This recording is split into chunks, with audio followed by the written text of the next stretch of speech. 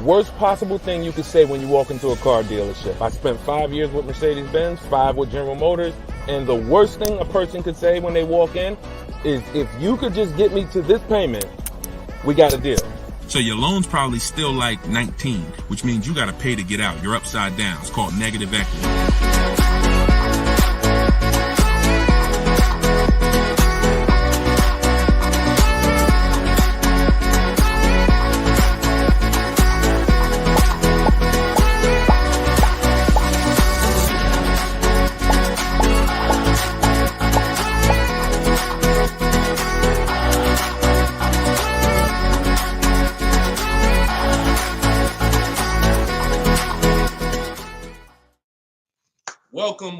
Welcome to episode 4 of Car Shopping Questions and Answers. We are live on 4 platforms: Instagram, YouTube, TikTok, and Facebook. Okay, we already got people asking questions on TikTok. As you come in, we do these shows at 12. Hold on, I want to give my camera time to focus because I'm doing a lot of moving. We do these live shows, it'll focus in 1 second, at 12 p.m. and 3 p.m. Eastern time. Hold on, I'm out of focus. There we go. 12 p.m. and 3 p.m. Eastern time. Now, we broadcast these shows throughout the day because a lot of people can't make the live broadcast. You want to tell your friends about it. If this is your first time with us, you've never been on a live with us before. Oh, wait, hold on. They're saying that hold on, can't hear. No sound. All right, hold on. Let's see. How about that? We're good on TikTok? Let me make sure we're good here on, give me a clear if we're clear on Facebook now. Give me a clear. We always got to do the housekeeping, y'all, and I need your help. Before we get busy, let me know audio is good. I see we're clear on TikTok. How are we on Instagram, on YouTube, on Facebook? All right, perfect. I see the thumbs up just came through. Okay, so this is episode 4. We do these live shows 12 p.m. Eastern time and 3 p.m. Eastern time. So you'll see the broadcast throughout the day, but if you want to actually be live with us, then you want to join us on any of the 4 platforms at one of those 2 times: Monday, Tuesday, Thursday, and Friday. So we are live. My name is Deshone the Auto Advisor. I am the author of the digital book, Cars from Home, 7 Steps to Saving Time, Money, and Avoiding Dealerships. You can get your copy for 75% off during the show over the next 30 minutes in my TikTok bio, in my Instagram bio, or I'm going to put the banner up here. You can go to deshonesbook.com. We have a link in the comment. We have a comment link in the comment section. So I want you to start typing your questions. We get very, very busy. Have your notes ready. Be ready to unlearn what you've learned about cars, because we get below market deals, and that should be your only mission when you are car shopping, is to get below market deals. All right. Now, one thing that I want to discuss. Okay, matter of fact, let's go. Go ahead, throw that up. Let's go to Frankie's question. So this is from TikTok. Can you please give me the percentage breakdown on leases again? Okay. The 1% rule has been around since probably before I ever even got into the car business. The 1% rule says that if your lease payment is 1% of the MSRP, or less, you stole a car. No down payment. So I had a 2018 Jeep Grand Cherokee. It was a $35,000 vehicle. My lease payment was $330 a month. That was under 1%. That's how we indicate that. Now, how we're doing the math is we are taking the MSRP, taking the monthly payment rather, and dividing it into the MSRP. For example, $330, which was my payment, into the MSRP, which was $35,000, and then that gives us 0.009%. 0.009%. Good afternoon, Vivian. Good to see you. So That's how you do it. Now you can multiply by 100 if you want to really get the percentage. You multiply by 100 and you'll see 0.94%. So that has been around for a long time. Shout out to the sharers. I see you, Frankie. Thanks for sharing. Please DM me too. I'm still waiting on ideas for what we could do for the people who share the broadcast. I mean it. We want to make sure we are rewarding people who share, tag, people who invite people to the broadcast. So DM me these ideas. Those are the only DMs I'm looking for because we get too many DMs to really respond to them. We get probably 50 to 100 a day. So we can't respond to all DMs, but those are the ones that I'm looking for. Okay, shout out to everybody who shares. Now, that's been around for a long time. That's how you know you stole the car. It's not even a question now that we still need to get offers because like this is Freener right here. This is why you never want to get excited about one offer unless it's the lowest bid. Here's why. Freener, she just got a, hold on, I'm putting it up here on the screen. She just got a 0.88% lease on a Jeep Grand Cherokee hybrid anniversary edition. $65,000, $65,950 was the MSRP. Her best bid was $579 a month. She's in the video library. She has what we teach. Getting bids. See, so sometimes you could look and be like, oh, this offer looks really, really good. Should I take it? Not if it's not the lowest bid. It must be the lowest out of at least 5 offers. Because what I always tell you is 80% of dealers are overpriced. They're going to overcharge. So that's how you know if you won. Now we had to come up with something. When I started teaching people about leasing, I said, oh, shoot, some of you going to go out here and you've been buying your cars and you're going to walk into dealers and you're going to get a lease and you're going to think it's good because you're still paying less than somebody who actually bought. But we had to come up with something that was showing you when you were overpaying for a lease. And so I started doing some math because I love math. And once I worked the math out, I said, okay, how much are we paying before we're paying too much for a car we're giving back? 1% is the steal. But what's the limit? And I started looking at how cars depreciate, how much car, if you bought it, how much the car would depreciate. And I came up with 1.5%. So when we look at the same vehicle that is, let's say a $40,000 vehicle, for example, 1% is $400 a month or less. 1.5% is $600 a month.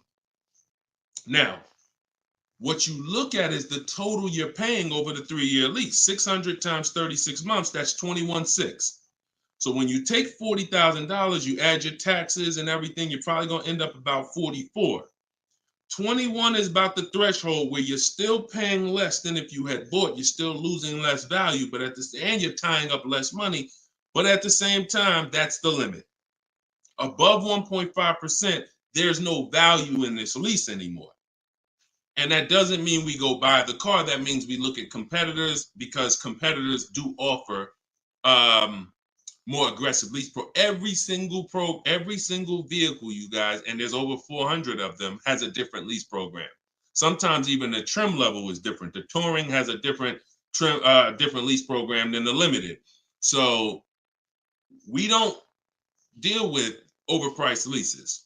And so that's why I created the 1.5% rule. That's how it became to be, based on the fact that I knew a lot of people, as they unlearned that bad advice about leasing, as I taught it and as they heard it from other people, they were going to go and get leases. And it's important that you know when there's no value in a lease and you shouldn't be accepting a lease.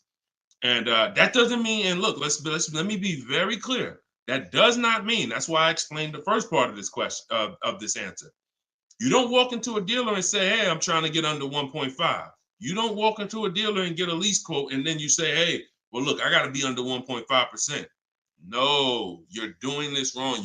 Again, my mindset and what I'm trying to get you to use is Cars from Home, where you should be, the only reason you should be in a dealership is to test drive cars. if you're buying new cars or leasing.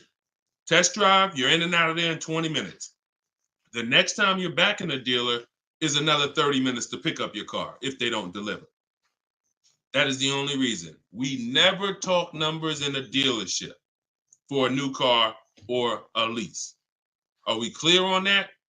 These are rules where it's like, if you want to use what I teach, and I want you to use it so that you can get the results that Frina got, that Danielle got, that we've worked with over 8,000 people in the last since 2021. I want you getting those results. And in order to get them, you got to know what the boundaries are. Deshone says we never talk numbers in the dealership because you have no leverage there. Your leverage is at home, in control, communicating with multiple dealers, and where you can't get emotional. Okay? Clear? So that's the 1% rule, and that's the 1.5% rule, Frankie. Great question. Okay, shoot the next one in, Dolan. Great question. All right, this is Tony on Facebook. And remember, look, y'all, we are live right now. So some of you have seen the rebroadcast, and you're like, Deshone, okay, this is 3 p.m., 12 p.m., we're live. Okay, so this is the time to ask your questions. You're not watching the rebroadcast, and this is also the time to tag a friend and make sure they're here so they can get their questions answered. Shout out to the sharers. And could y'all keep tapping the screen on TikTok and running those likes up? This gets TikTok's attention and gets more people over here because we got to do this together. All right, Tony from Facebook says, hi, my lease is up in a month. I wrote to get 3 quotes from dealers. I only got 1. That's normal.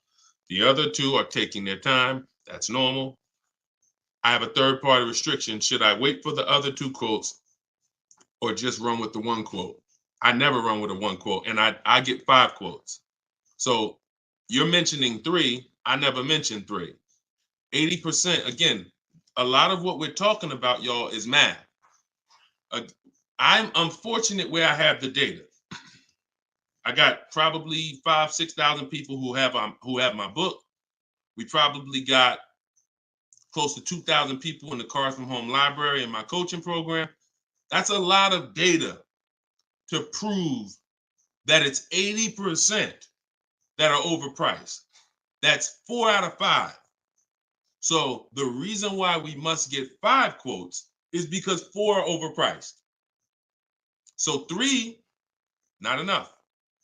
Now, if you're doing this manually, this is still easier than you walking into a dealer doing it by phone. But at the same time, I do online. I go to their website. We are connecting with dealers through their website. You don't want to do this with third-party websites that say, hey, we could connect you with multiple dealers. You don't want that because now they're trying to sell your information to the dealers, and this is not what you want to do. You want to create a Gmail account specifically for shopping. We go to 25 dealers' websites. In my book, I link you to all the dealers so that you can just put in the zip code, and then it'll pull up all the dealers around you for every brand. But you can do this yourself. You can go there and you can actually you go to each dealer's websites. We do a copy and paste message. I have a template that I use that the people who follow my stuff use. And the template you need to tell them exactly what you want and what you're open to. Colors wise, this is why we build our car. We always build our car, go to the website, build the car, because we tell them exactly what we want and what we're open to. This takes us 20 minutes to contact 25 dealers online, copy and paste. We're telling them what we're looking for. Hey, these are the colors I'm open to, blue, black, or silver. These are the trim levels I'm open to, limited or touring. We're telling them this is these are the package, these are my must-haves. I need the big sunroof. All of that has to go in to it's not that you're not car shopping online. You're just now you're car shopping against people who their job is to make money. And so if you don't have what I'm telling you I've responded to hundreds of internet requests when I work for the dealers. If you're here for the first time, type a 1. If this is your first time ever being on a broadcast with us, type a 1. I want you to know a little something about me. I was inside car dealers for 14 years, responding to these quotes. So The reason why I'm giving you the exact strategies is because I know there's so many things that you're not trained to give the dealership that they need. They can't give you a quote without it. They can't shop correctly, without it. Okay, shout out to the first time people. Could everybody type welcome to the first time people? If you've been on here before, type welcome to the first time people. Now, once you give them that information, you're copy and pasting that. Copy, paste, copy, paste, copy, paste. You're doing that with 25 dealers. And then that creates the conversation to see where the dealers are actually coming, where the deals are coming from. But you need to see who has a car first. You need to see who has a car first. So, oh, you're talking about selling the lease. Okay, you're earlier in the process. Understood, Tony. Okay, perfect. No, just talk to another used car manager. And you want to have conversations because one, your car is worth different things to different people. You need at least 3 for that. You're on point. Yes, 3 quotes for your lease buyout. For your old car from 3 different used car managers. And if the 2 are not getting back to you, then just move on to other ones. But be aware, you should be using those values you got online from the online buyers to see if you have equity, because not everyone has equity. The whole purpose of the equity assessment is to make sure you're not leaving any money on the table. That's the purpose. But there's no guarantee. Many people have turned their leases in not knowing that they should have done an equity assessment, and then the dealership sitting on $2,000, $3,000, $4,000, $5,000, $6,000 that they didn't know about. That's what we want to prevent. So if you do those offers and you see you have $3,000, $4,000 in equity, now that's when you bring it here. If you do those offers and you're at a break even or $1,000, then that's not always worth it, because those used car managers are not going to match the highest offer. So be aware of that. But if you have equity there, then 3 used car managers, that's how you make a move. Okay? Fight for your money. This is your money. If you end up making $1,500 out the deal even, and it took you 2 hours, where do you make $750 an hour at? $750 an hour. So this is your money. And if you don't fight for your money, someone else will definitely cash the check. All right? Tyler said, send the next one in. Tyler said, F&I director here in Houston of 2 large stores. Your content is great. I appreciate you, Tyler. This is the 20% right here. See, the 20% can always admit when we're doing something to help the market. The 80% will come on here and be like, oh man, this guy couldn't make it in the car business. Now he's teaching. All right, go ahead. Shoot the next one up, Dolan. This one's from Facebook. What's up, John? Instagram, y'all not typing enough questions. And Instagram, just so you know, the easiest platform to share on is Instagram, because you hit that little arrow, it looks like a paper plane, and it'll let you go down your Instagram friend list and send this broadcast out to probably 10, 15, 20 people.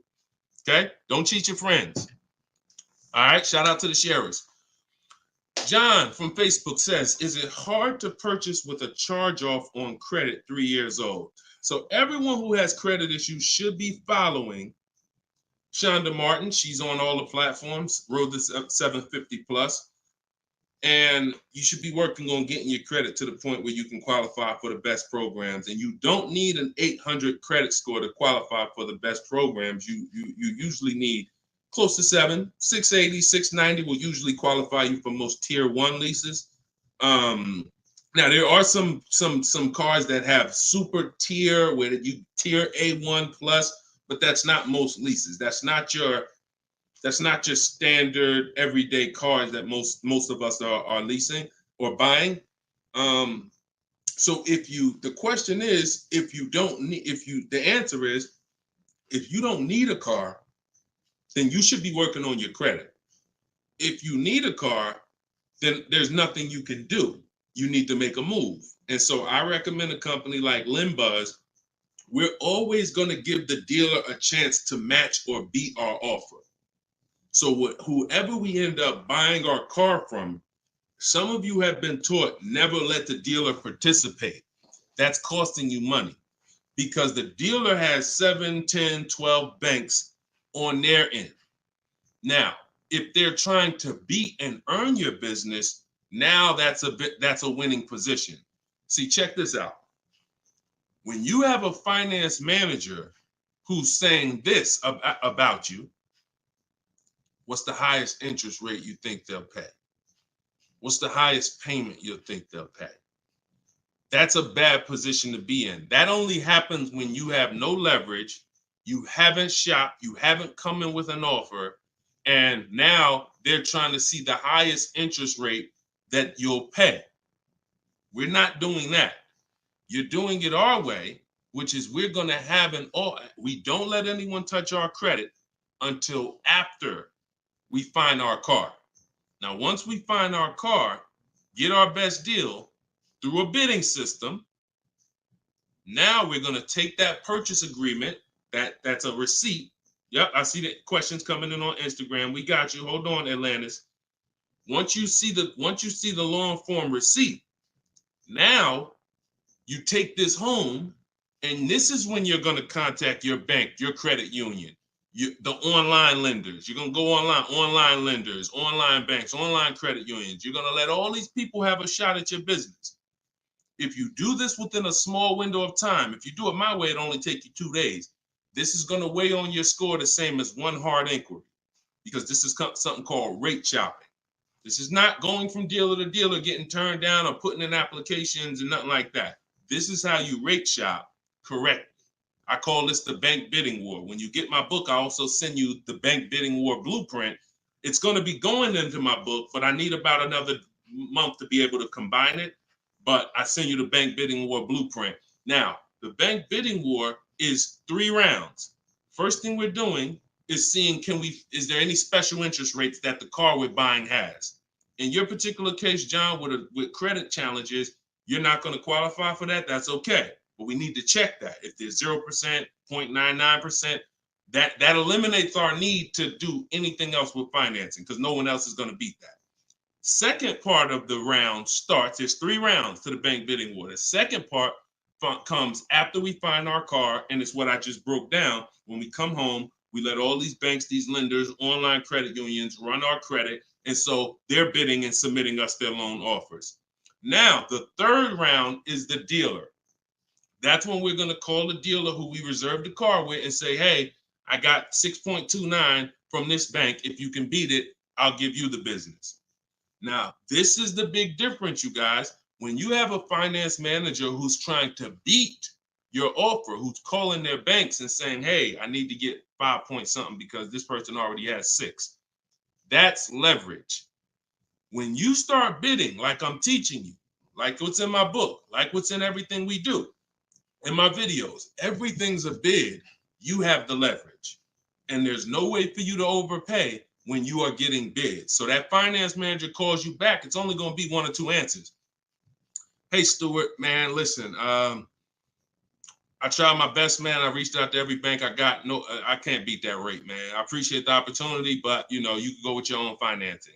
In which case, you guarantee you got the best loan. Second thing is, hey, you know what? You had a good rate, man, but I got somebody to beat it. So we can do it right here for you. Perfect. In which case, you guarantee you got the best loan. See, you don't have enough people competing for your business. That's where your buyer's remorse is coming from. That's where your lack of confidence is coming from. That's why you're driving off from a dealer saying, hey, you think we could have got more money? You think we could have got another $1,000 off?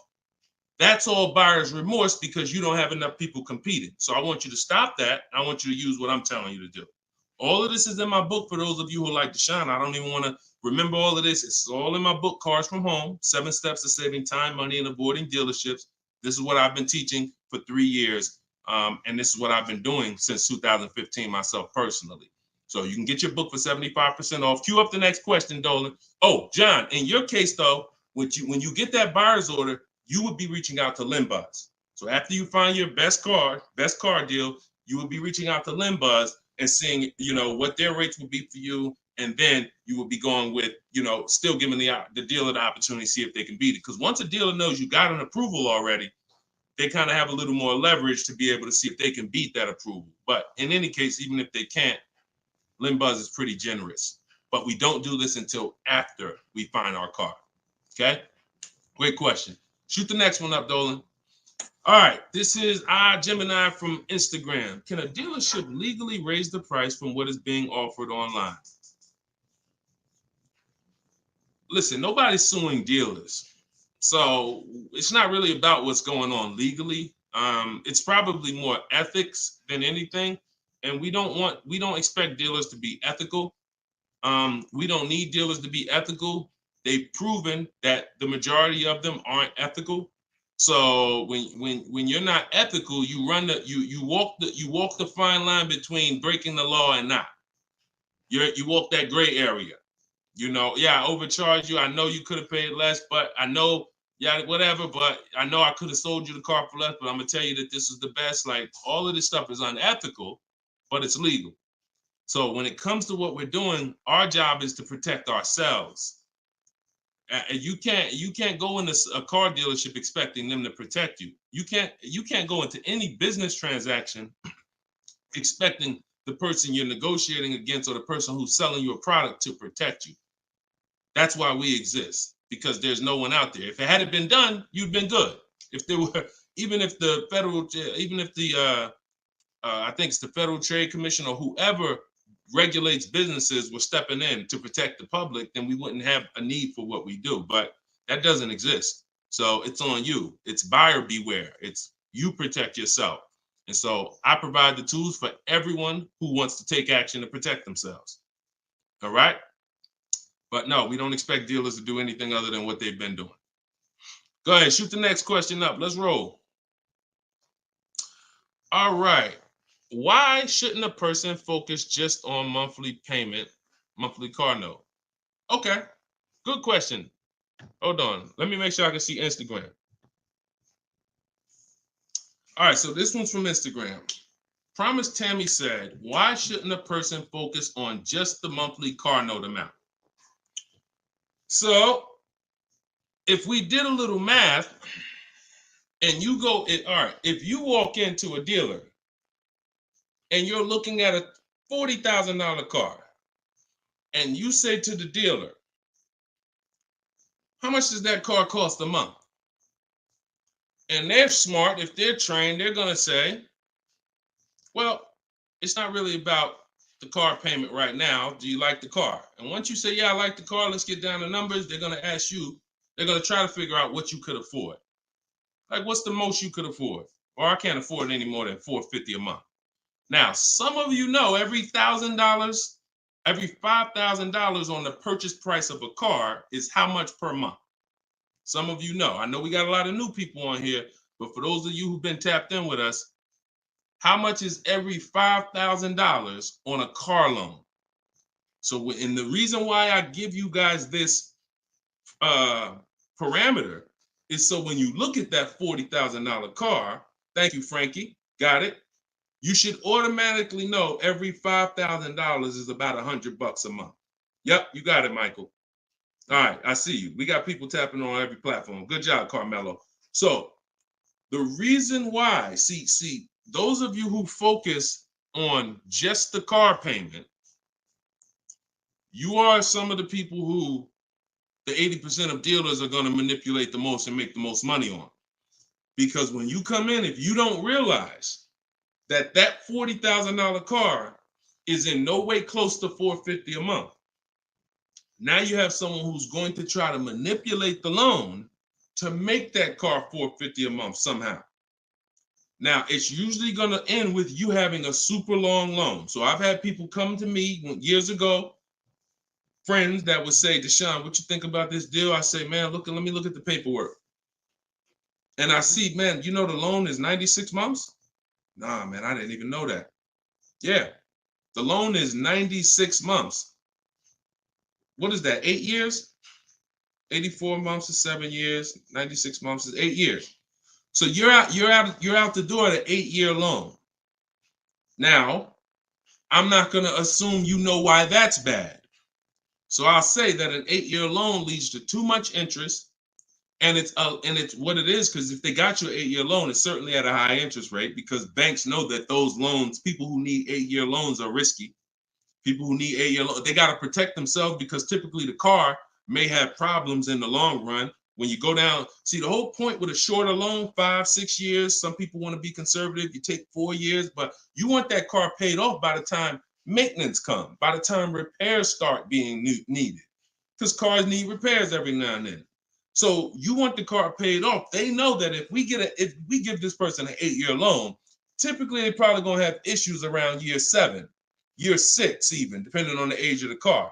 So the length of loan, I teach something called the rule of 72 and the 10th birthday. I will not in any way co-sign anyone getting a loan longer than 72 months, which is 6 years, because we don't have, see, what's the longest loan, a mortgage that any of you would take? Let's keep a real fast dialogue going. All of this is to really answer the question that Tammy's asking, which a lot of other people have. So we need to indicate why this makes a difference. The longest mortgage most of you are going to take is 30 years. Mortgage. There are 40-year mortgages available. There's 50-year mortgages available. No one on here said, yo, I do a 50-year mortgage. Why? Because we already know inherently anything longer than 30, that means we can't afford this house. That means we're looking at the wrong house. So we had to make sure we created boundaries so that you understand, okay, if I got to take a loan longer than 6 years on a car, that's telling me I can't afford the car. So once I get my best price, I should already be able to afford that car with a 6-year loan or less. And I combine that with the 10th birthday. So when you look at your car, you should have your car paid off by the 10th birthday. You're taking a lot of risk if you got a loan on the car past its 10th birthday. A lot of the times I was in a dealership, people came in with problems, big repairs, and they still had car payments. Car's 10 years old, 11 years old, and they still got car payments. You could run the risk of being in trouble because that car could be in the shop. Some of you have experienced this. Car's in the shop and you still got a monthly payment due every month. Now this is disaster, and that's what we're trying to prevent. That's why we don't focus on the monthly payment. When we're purchasing a car, we are only focused on the price of the car. We need to, before we even think about monthly payment, how about this? We need to make sure we're getting the car for the lowest price possible. Because some people go in and like, hey, the car's 40 grand. Well, what if another dealer will sell it to me for 35? Once I get the lowest price, then I'm concerned with what my monthly payment is going to be. So there's steps to this. But yeah, don't focus on monthly payment and just stay committed to what we're teaching, and you'll learn and you'll see why, even more information of why that's bad. But we want you to understand the numbers. Okay? Typically, you focus on monthly payments, you don't quite understand the numbers, but you will. All right, this one's from TikTok. Can you give us some tips about co-signing? Ooh, I have a very, very, very strict rule when it comes to co-signing. Now, some people, you're not going to like this. Some people will tell you this is bad advice. It's just my opinion. I've seen tons of horror stories. I've seen people walk into the dealership. I've seen young people who will co-sign, who will use up people's credit, co-signing, and just burn them, because no one cares about, if you don't care about your own credit, you certainly don't care about someone else's in a lot of cases. So, but I do have some rules, because sometimes it's gonna make sense. When you can pay, if a person does not pay, then you're good. Example, my daughter, we're gonna get her a car. I'll co-sign only if I can pay the note if she doesn't pay. So let's say she's working, she's paying X amount per month, I'm co-signing, but if for example, she loses her job, anything happens, I can pay if she doesn't pay. That could be for the spouse. If they don't pay, I will pay it. As long as that's the rule, then you're protecting yourself, because where you get in trouble at is if you can't pay, if they don't pay. He told me he was going to pay it. He's missed 2 payments. Your credit doesn't get, no, they don't care. So you got to be willing to say that. This has to be a person that I'm willing to pay if they don't pay. That means I got to have that type of relationship with them. Or if I can't pay, if they don't pay, I'm not co-signing, because I cannot depend on things that will go wrong. Life will happen. And then I'm sitting out here and my credit was 700, 750, 800. Now it's 620 because they missed 3 payments and I'm struggling to get this car back from them. Okay? Those are my hard rules on co-signing. I don't deviate from them. And those are typically rules that if you follow them, you're going to be safe. Okay? All right. Shoot the next question up, Dolan. Diana said, my brother asked me to co-sign. I told him, hell no. Listen, that's it. Listen, people will ask you to co-sign quick as, listen, people will ask you to co-sign like they just asking to borrow sugar. Hey man, can you co-sign this loan for me? No, listen. It takes a while to build up great credit, and it takes seconds to destroy it. Nicole from Facebook said, are you able to negotiate third-party restrictions in a new lease? So these are two separate things. The third-party restriction is the selling of the old car, not the new lease. We're not mixing these two. So we're going to, the people who work with me, you're selling your old car independent of the new deal. The new lease is its own transaction. We split everything we do into separate transactions. See, the car business has taught the public to give them up to 3 transactions. Buying a car from them is one transaction. Getting a loan from them is a second transaction. Letting them buy your old car, which you call trade. We don't use that word. That's 3 transactions. There's money in each transaction. There's money in each. That's why there's companies that only want to give you loans. They don't sell cars. There's money in loans. There's companies that only want to buy your car. They don't care about selling your car right now. There's money in buying cars. So you need to separate these transactions if you want to maximize each. There's no way for you to save the most money without maximizing and looking at each part of your deal as its own separate transaction. So if I have a third-party restriction, I'm doing the equity assessment. A third-party restriction is, some of you have leases. We always need to see if there's any equity in our lease before we return it to the dealership. If you have returned your car to a dealership without doing the equity assessment, you don't know how much money you've left on the table. Because if there's $2,000 or $3,000 of equity in your car, the dealer's keeping that, and that's their money. So, or the bank's keeping it when they sell it, that's their money. It's probably the dealer will find a way to buy it, and it's their money. So when we look at an equity assessment, we're going to do it at all times. Now, there's no guarantee we have equity, but we want to guarantee we're not leaving equity on the table. And so a third-party restriction doesn't mean you can't sell a lease. Who didn't know you could sell a lease? Type a question mark. If that's new to you, this is your first time hearing this, you've been leasing, and you're like, Deshone, I never heard about selling leases. I had no idea this was a thing. Type a question mark if this is your first time hearing that you could sell a lease. Okay. Fish Guy Rodney. Okay. See, so more information is coming out. Okay. Fairy Godmother. Okay. Emil. Okay, I'm sorry. I just tore your name up. Sorry. So as you change Shamir on Instagram. So when we look at this, we got to see that the things that we don't know cost us money. So now it's like, once they saw people, because we helped out probably thousands of people in the pandemic sell their leases, used car values, resale values were crazy. So we had people making $5,000, $10,000, $12,000 selling their leases. I sold my Jeep Grand Cherokee lease. I made $8,900 after I drove it for 42 months because I extended the lease and then I sold it. My mother, she drove her car. She made $10,200. Now those numbers don't exist anymore because values have come back down. But there's still people who are going to make 3, going to make 2, going to make 4, depending on your car. Now, every car doesn't have equity. But when it comes to the third-party restriction, they don't say you can't sell. They limit who you can sell to. You must sell to a local used car dealer. To a local dealer of the same brand. So if you have an Audi, you must sell to an Audi dealer. We are still going to get bids. We're going to get at least 3 bids from used car managers at Audi dealers because your car is not worth the same thing to every dealership.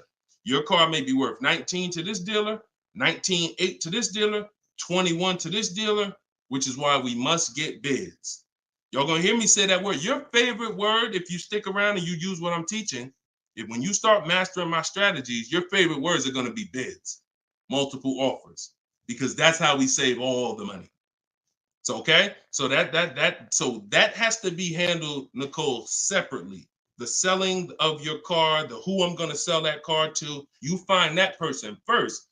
Then you go shop for your replacement car. And then once you go sign that deal, you sell the car, you do it the same day, and you maximize both transactions. Okay? And all of this, guys, shouldn't take you any more than 90 minutes. This is not something that's going to take you hours. See, my whole thing is to show you how to get great deals in 60, 90 minutes from home. That's why my book is called Cars from Home. 7 Steps to Saving Time, Money, and Avoiding Dealerships. You can all get a copy for 75% off for the next 30 minutes. Just go to my TikTok bio. You won't leave the broadcast.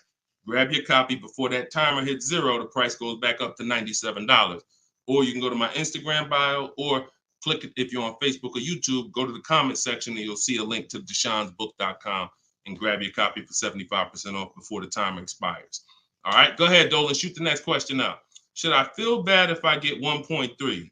I'd only feel bad if I got 1.3 and if it was my only offer. If it was my only offer, or if I only got 2 offers, then yes, because I'm going to tell you why. I'm going to show you something. When I look at what I see, hold on.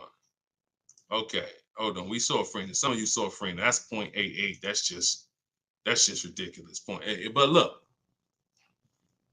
Charles, he gets a Palisade. He's paying $48,000 vehicle. His best offer was $597 a month, 1.23. Now, look at and sometimes people who are getting phenomenal, who are looking at cars that are super, super popular, they'll go a little further, and he reached out to 35 dealers. Now, I want you to pay attention. Some of you, the average person, only shops 2 dealers. My strategy is I teach 25 to 5. But once you see my copy and paste system, which is in my book, I have a copy and paste system where we're on their website. You'll see that I could talk to another 10 dealers. It only take me 10 minutes to open up contact with another 10 dealers. We always use a separate email. Do not contact dealers from your personal email. I'm warning y'all. It's not going to work. You're trying to go through your work email, and then you got your personal stuff, and then you're seeing the car dealers. Don't do it. Create a separate Google email, and that's how we do it. So he said, I reached out to 3,500 dealers, got 10 quotes back. So that $597 a month, 1.23 is the best out of 10. So so I always tell you, when you do it right, you're going to see offers that are $150 to $200 a month more. That's when you know you've exposed the 80%, and that's when you know you shopped the right way. If you don't see that type of spread minimum, you haven't shopped enough offers. So that's the only time I would feel bad, GKA, is if I didn't get at least 5 quotes, because I don't know if 1.3 was the best. I'm gonna tell you a funny story too, because Freena's in our coaching program, and Freena reached out and she said she was looking at a Jeep Grand Cherokee. Get ready for the next question, but I'm gonna tell y'all, I want to hammer this home so y'all understand the importance of multiple offers and you don't get lazy, because the things I'm telling you might take another 30 minutes, 40 minutes, and they save your family $3,000. You can't put a price on. Well, you can put a price on that. So Freena was shopping for a Jeep Grand Cherokee Limited. She comes to the group and she said, Deshone, this was the best offer on a Jeep Grand Cherokee Limited. It was like 1.2 and change. But she said, the guy that made me this offer said he has this 4XE. It's a hybrid. And he said he could actually do better on that one. She said, what do you think? He told me what it would be. It would drop the price here. I said, if you're open to that, then you need to run your quotes again and get 5 more offers on that vehicle, because it may have a better lease program, in which case you need to open it up again. She opened it up again. That's how she got her 0.88% lease. So if she would have just said, well, this guy is getting me 1.1, I'm going to just take that, then she never would have found a 0.88.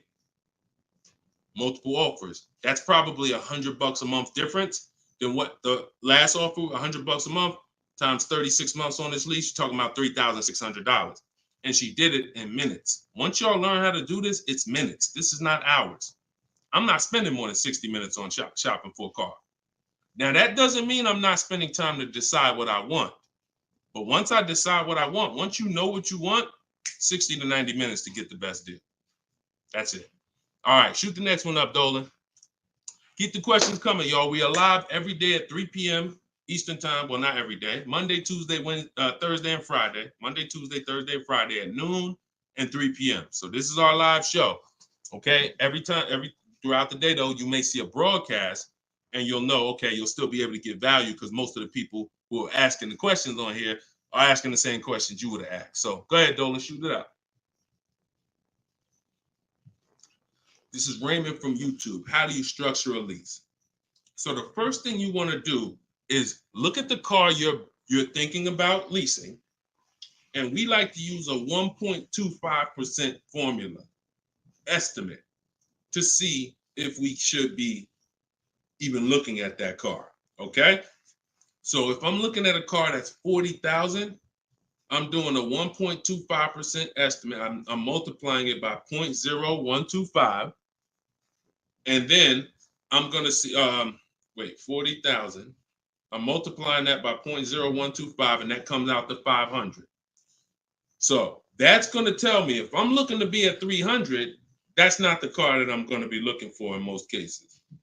Now, we don't know if the best deal is going to be 1.25, but we're trying to estimate based on a bad deal is above 1.5. Anything above 1.5, we're overpaying for our lease. No money down. Money down comes later. Now a steal is 1.1%. So I teach something in my book. It's called 1% is the steal. Between 1% and 1.5% is the deal. And then above 1.5% is time to chill. We don't do that. So that's the first thing. Now, once we move past that, now it's time to choose our mileage. So we're going to look at our lifestyle. We're going to see how much we drive to work, how much we're going to be driving the car. And once we come up with that, you're just doing some simple calculations. What's your round trip to work? 10 miles. How many days a week? 5 days. Okay, that's 500 miles a month. That's if you do the math. Let's say your trip to work is 20 miles round trip, and you do that 5 days a week. You're doing 100 miles a week to work. Times 52 weeks of the year, that's 5,200 miles. So I walk you through this in my book, but this is simple. 5,200 miles, and then you say, okay, well, I like to do a little leisure. I like to take a little trip down here. I go fishing, 1,000 miles away, blah, blah, blah, blah. So you're calculating what you're going to do. The easiest way to do it is to look at your old car and see what you've done. But if you don't have an old car, this is how you calculate it. You come up with, all right, I only need about 9,000 miles a year. Perfect. All of our leases, we shop our offers with 12,000 miles a year. That's your average miles. That's what we want to base our formula from. So whenever we reach out to a dealer, we do this online. As I said, everything we do is online. Once we do this, we're shopping multiple dealers and we're telling them, work us up a lease quote. First month's payment, total out of pocket. If you were on the last show earlier, we talked about we don't say down payment anymore. We say total out of pocket, TOP. Everybody who's clear on TOP, if you were on the last broadcast, type TOP. If you weren't, TOP is total out of pocket. That means only thing I'm giving you for this offer right now is my first lease payment, and I'm driving off. Total out of pocket. We're not saying down payments anymore. Okay? So now, we're structuring our lease with first month's total out of pocket, 12,000 miles per year, and that's how we're sending the offers out to the dealers. All online, all copy and paste. These are all templates I have, but I have templates where you just fill in what you want, blah, blah, blah, all in my book. There are links, there's templates, but if you're going to do it your way, that's fine, but this is how you do it. And you can sit in your computer and just copy and paste. And now you're looking to get 5 quotes. That is the mission. 5 quotes, and that's it. That's how we structure our leases. Once you're done and you get your best quote, Now that's when you adjust your mileage. So once you identify the best dealer, the winning bid, now you're going to say to that dealer, hey, can you adjust the offer to 10,000 miles a year? Can you adjust it to 18,000 per year? Can you adjust it to 25,000 per year if you're a high mileage driver? And you adjust it from there. But that's it. You do this over and over, rinse and repeat. Rinse and repeat. All right. Great question. Shoot the next one in, Dolan. All right. Shout out to the sharers. Thank you, Liba. I see you. Thank you so much. This one's from Preston on YouTube. What is the best way to finance a car out of state? It's no difference. It's really no difference. We're going to find the car. We're going to get the buyer's order. We're going to have them. Now, the thing about a used car, if it's a used car, we got to test drive the car. So what you may want to do is if you're picking up a car out of state, you may want to go there, lock up the car, grab a cheap hotel for the night, stay there, because you don't want to eliminate the bidding process. The bidding process is your bank, your credit union, online banks bidding, and then dealers bidding. The dealer who you get the car from, they're bidding against that. Some of you don't really understand how much money is in finance. On a $40,000 loan, 2 points on an interest rate could literally be $2,500. So we got to understand there's a lot of money in loans. So if I'm driving to pick up a car out of state, what I'm typically going to do is go test drive that car. If I like it, I'm locking it up with a deposit. I'm taking that buyer's order. I'm gonna go back, depending on how far it is. If it's 3 hours away, I'm probably not gonna drive home and then come back. Depends on you. I'll probably just post up in a hotel. Go do my financing online. Let all these banks and credit unions run my credit so I can get their offers, and then I would call the dealership the next day and say, hey, this was my best offer. If you could beat it, I'll just come get it from you, and that's it. I'll spend $50, $60, $100 on a hotel to save $3,000, $2,000 on interest on my interest rate. But everything else is the same. So we can't be scared to go out of state. If many of you who are using what I'm teaching, you're going to see. Look at Eddie. Who was Eddie who drove? Hold on. Short conversation. John, hold on. Market. Trying to think. I'll see many of who I'm going to share with you. You'll see they'll say when they're picking up their car, I'm driving 45 minutes. I'm driving an hour and a half away. Look at Sean. Perfect example. Sean, he's also in our coach. Now, I don't want you to think, I got to be in Deshaun's coaching program. There's just some people who are. The information's in the book. We got the video library. For those of you who are like, okay, I like videos to go along with the book. That's fine. I link you to some videos in the book. But then there's some people who coach with me and I can talk personally to them. So Sean comes on here and he comes into the group. He said,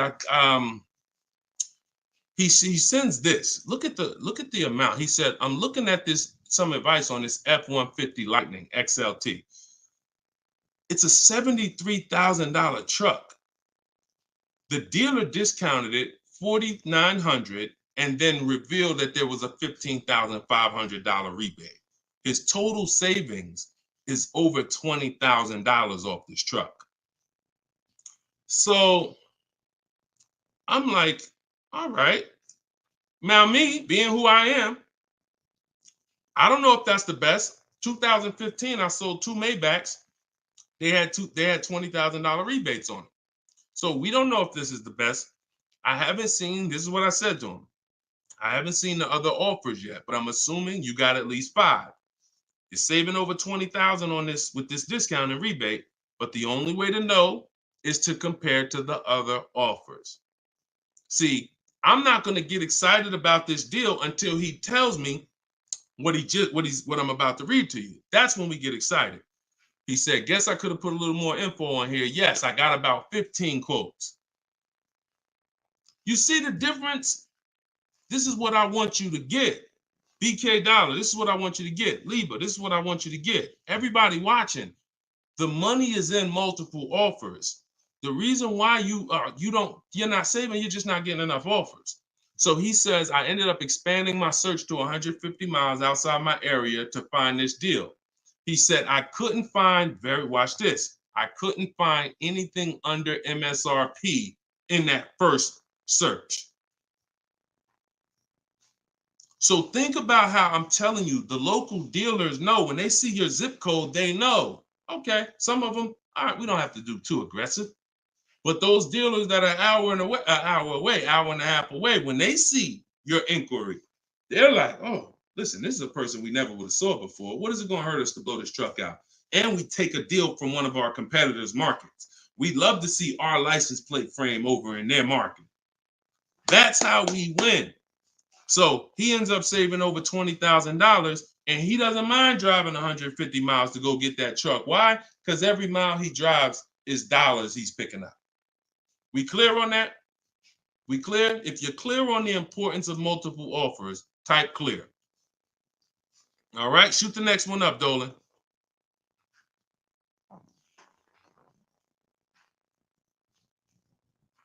Okay, this one's from Instagram. Atlanta's Black Gabriel, or Gabrielle.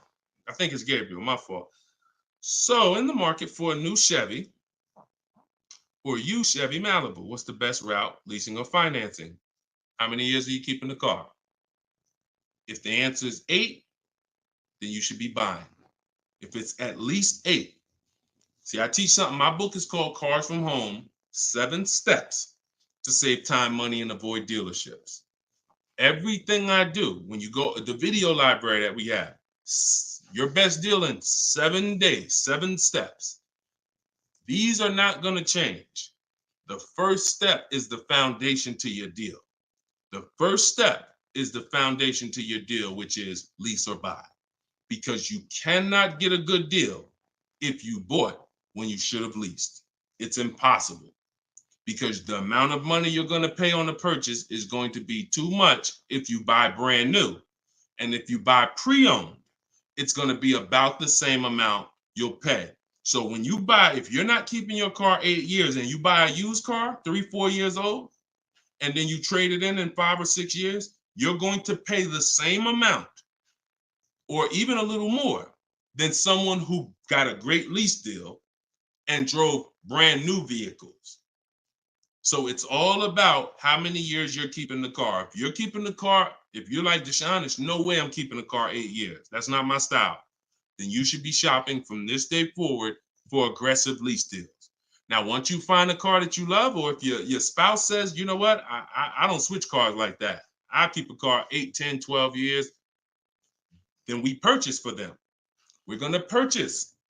But for those who are not keeping their cars 8 years, you are losing thousands and thousands and thousands of dollars not leasing cars. Thousands, thousands and thousands and thousands and thousands. All right? That's the 8-year rule. It's the most important question. It's the first thing you ask when you are car shopping and you're ready to car shop. How many years am I keeping this car? 8 or less, we lease. Less than 8, we lease. More than 8, we buy. That's how we avoid the depreciation. So go ahead. It's a hard rule. You want a follow-up question to that, or anybody want to? Because I know some of you are like, Deshone, I was taught never lease. Whatever. You want to follow up to that question? That's perfectly fine. But that's the rule. And it's the rule based on money. I've seen thousands of scenarios, and I spend years and all my time shouting from the hills so people could understand how much money they're losing by not getting good lease deals or not leasing at all. Okay, go ahead, shoot the next one up, Dolan. Okay, this one's from TikTok. All right, Peyton. Do dealerships finance used cars too? Yeah, sure. Absolutely. But we don't finance, dealers are our last offer for financing, never our first. So what you should do is you should go watch the replay from earlier, episode 3. This is episode 4 of Car Shopping Questions and Answers. We do these lives Monday, Tuesday, Thursday, and Friday, 12 p.m. Eastern time and 3 p.m. Eastern time. For those of you who are like, because I want you to be able to tell your friends. Today, some of you are going to run into people who are car shopping. You need to be telling them, hey, you got to check this guy, Deshone the Auto Advisor. He does this show, live show, 12 o'clock, 3 o'clock, Monday, Tuesday, Thursday, and Friday. But you want to watch episode 3 where we went into detail about how we don't finance. In fact, early, I think we talked about it early on this episode. Your financing should be independent from the dealer. The dealer should be your last offer for financing. Because what you're asking for, that's 2 transactions. You're giving them 2 transactions of business. You're giving them the purchase of a car, and then you're giving them the selling you of your loan. So what we do is we separate these transactions and we get bids for each. So the only way I'm dealing with a dealer, the only way you're going to be dealing with a dealer is if they've won the bid, which means if I'm looking for a used car, you won the bid out of all the used cars. Like, all right, give you an example. This is Vincent. Vincent got a 3-year-old Lincoln Corsair, premium trim level, under 45,000 miles, clean Carfax, inspection, all from the comfort of home. I'm reading what he put in our group. He was targeting to find a discount of 30 to 35% from the MSRP. This is something that no one is teaching you guys about what you need when you're purchasing a used car. If you're going to be purchasing a used car in the future or your next car, or if you bought a used car in the past, type the letter U. Type the letter U. If you're going to be purchasing a used car, or if you have purchased a used car in the past, I'm about to give you something that you have never heard before, but it is no way for you to know you got a great deal until you start talking the way Brandon talks here. You notice he said 30, he was targeting to find something 30 to 35% from the MSRP. In order for us to know, I see you, Shelby. I see you, Emma. I see you, Katarina. I see you, Raymond. Okay, perfect. Atlanta's Black Gate. All right, a lot of people. Okay, so when you are shopping for a used car, let me tell you a story, give you an example, all right? So I was shopping for my pre-owned Infiniti truck 3 months, a little over a year ago. I narrowed it down to 3. Now, I narrowed it down based on title history, service records, accident history. We talked about this in the last episode, episode 4. Title history, service record, episode 3 rather. You can see it on YouTube. And if you're on YouTube, please make sure you subscribe and please hit the like button. It matters because that shows the algorithm that we talking business over here, that more people need to be here. So when I narrowed this down now I get to, like, I think I narrowed it down to my top 4. They were all white. They were all within 30, they're all within $1,500 of each other. Now, here's the problem. This is where it gets complex for you. Because I'm looking at one that they're asking 30,000 and change, one they're asking 31,000, one they're asking 31,800. You know, they're all within $1,500, $2,000 of each other. Similar miles. On the outside, they all look similar. Without knowing, I created something called the true value percentage. What is the true value percentage? It's not what the website says is a good deal. It's the percentage off of what the vehicle was when it was brand new. So I pulled the window sticker for each of these vehicles. I pulled the window sticker, and what do I see? Now I teach you how to do this in my book. I teach you this entire process, but I'm walking you through it. Exactly. I pull the window sticker. You can get it from Carfax, depending on if Carfax has a deal with that manufacturer. Carfax has window stickers. Now, what do I see? One car is 46,000 when it was brand new. Now they're asking 31 and change. Okay.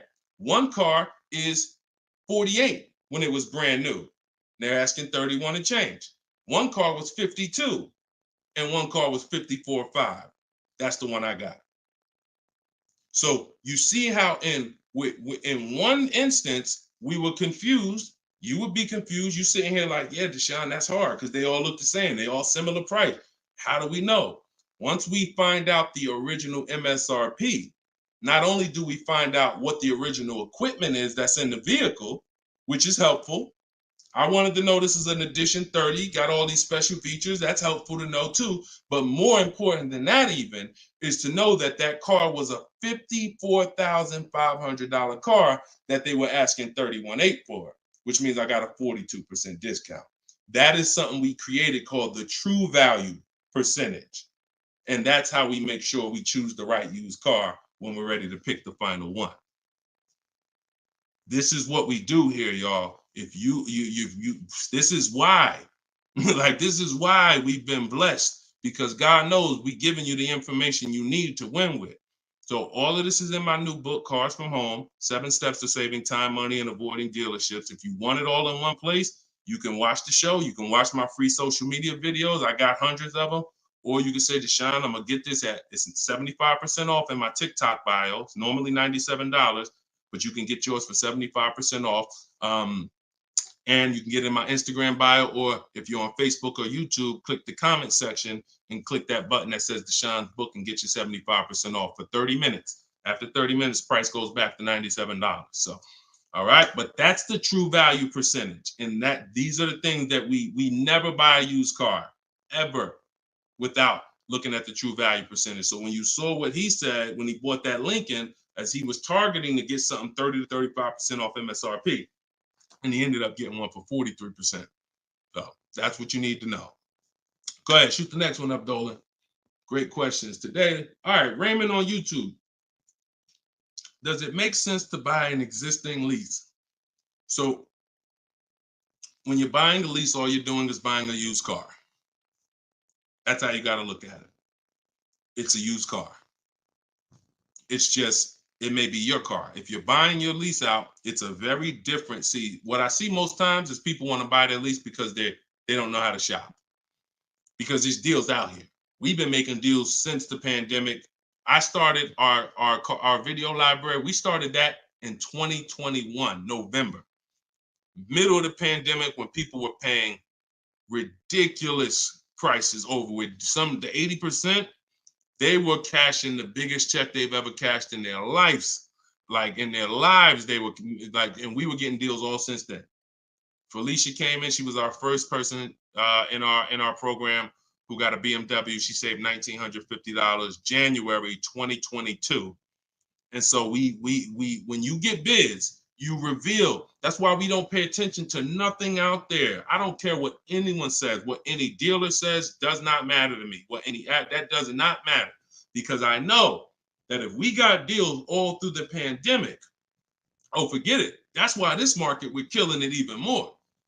So, you know, if you're buying your lease because you're keeping it another 8 years, you say, man, Deshone, I used to lease, but you know what? I really want to buy something that I could keep for 8, 9, 10 years. Then sure, buy the lease.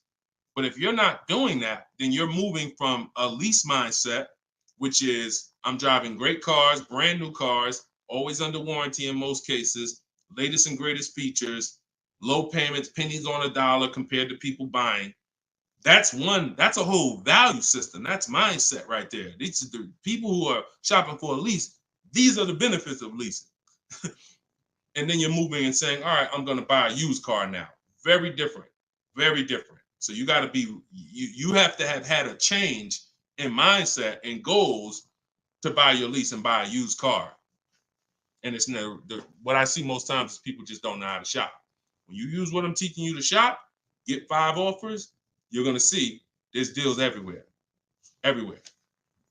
Go ahead. Shoot the next one up, Dolan. You can't pay me to negotiate your lease, because I do this in 90 minutes and I'm teaching you to fish. You know, I've had people who used to buy cars from me. Hold on, keep that question up from Nicole, but I saw this person on TikTok. I'm not in the business I'm in the business of teaching people how to fish. So, you know, because what happens is you're building a trust in something. Like, if you're not willing to learn what it takes to do this in 90 minutes from home, like I'm teaching you, then you are the same type of person. That same mindset will lead you to go into dealers because you're just lazy and scared. Now, I'm not saying that's you. I'm warning you to not let that be you.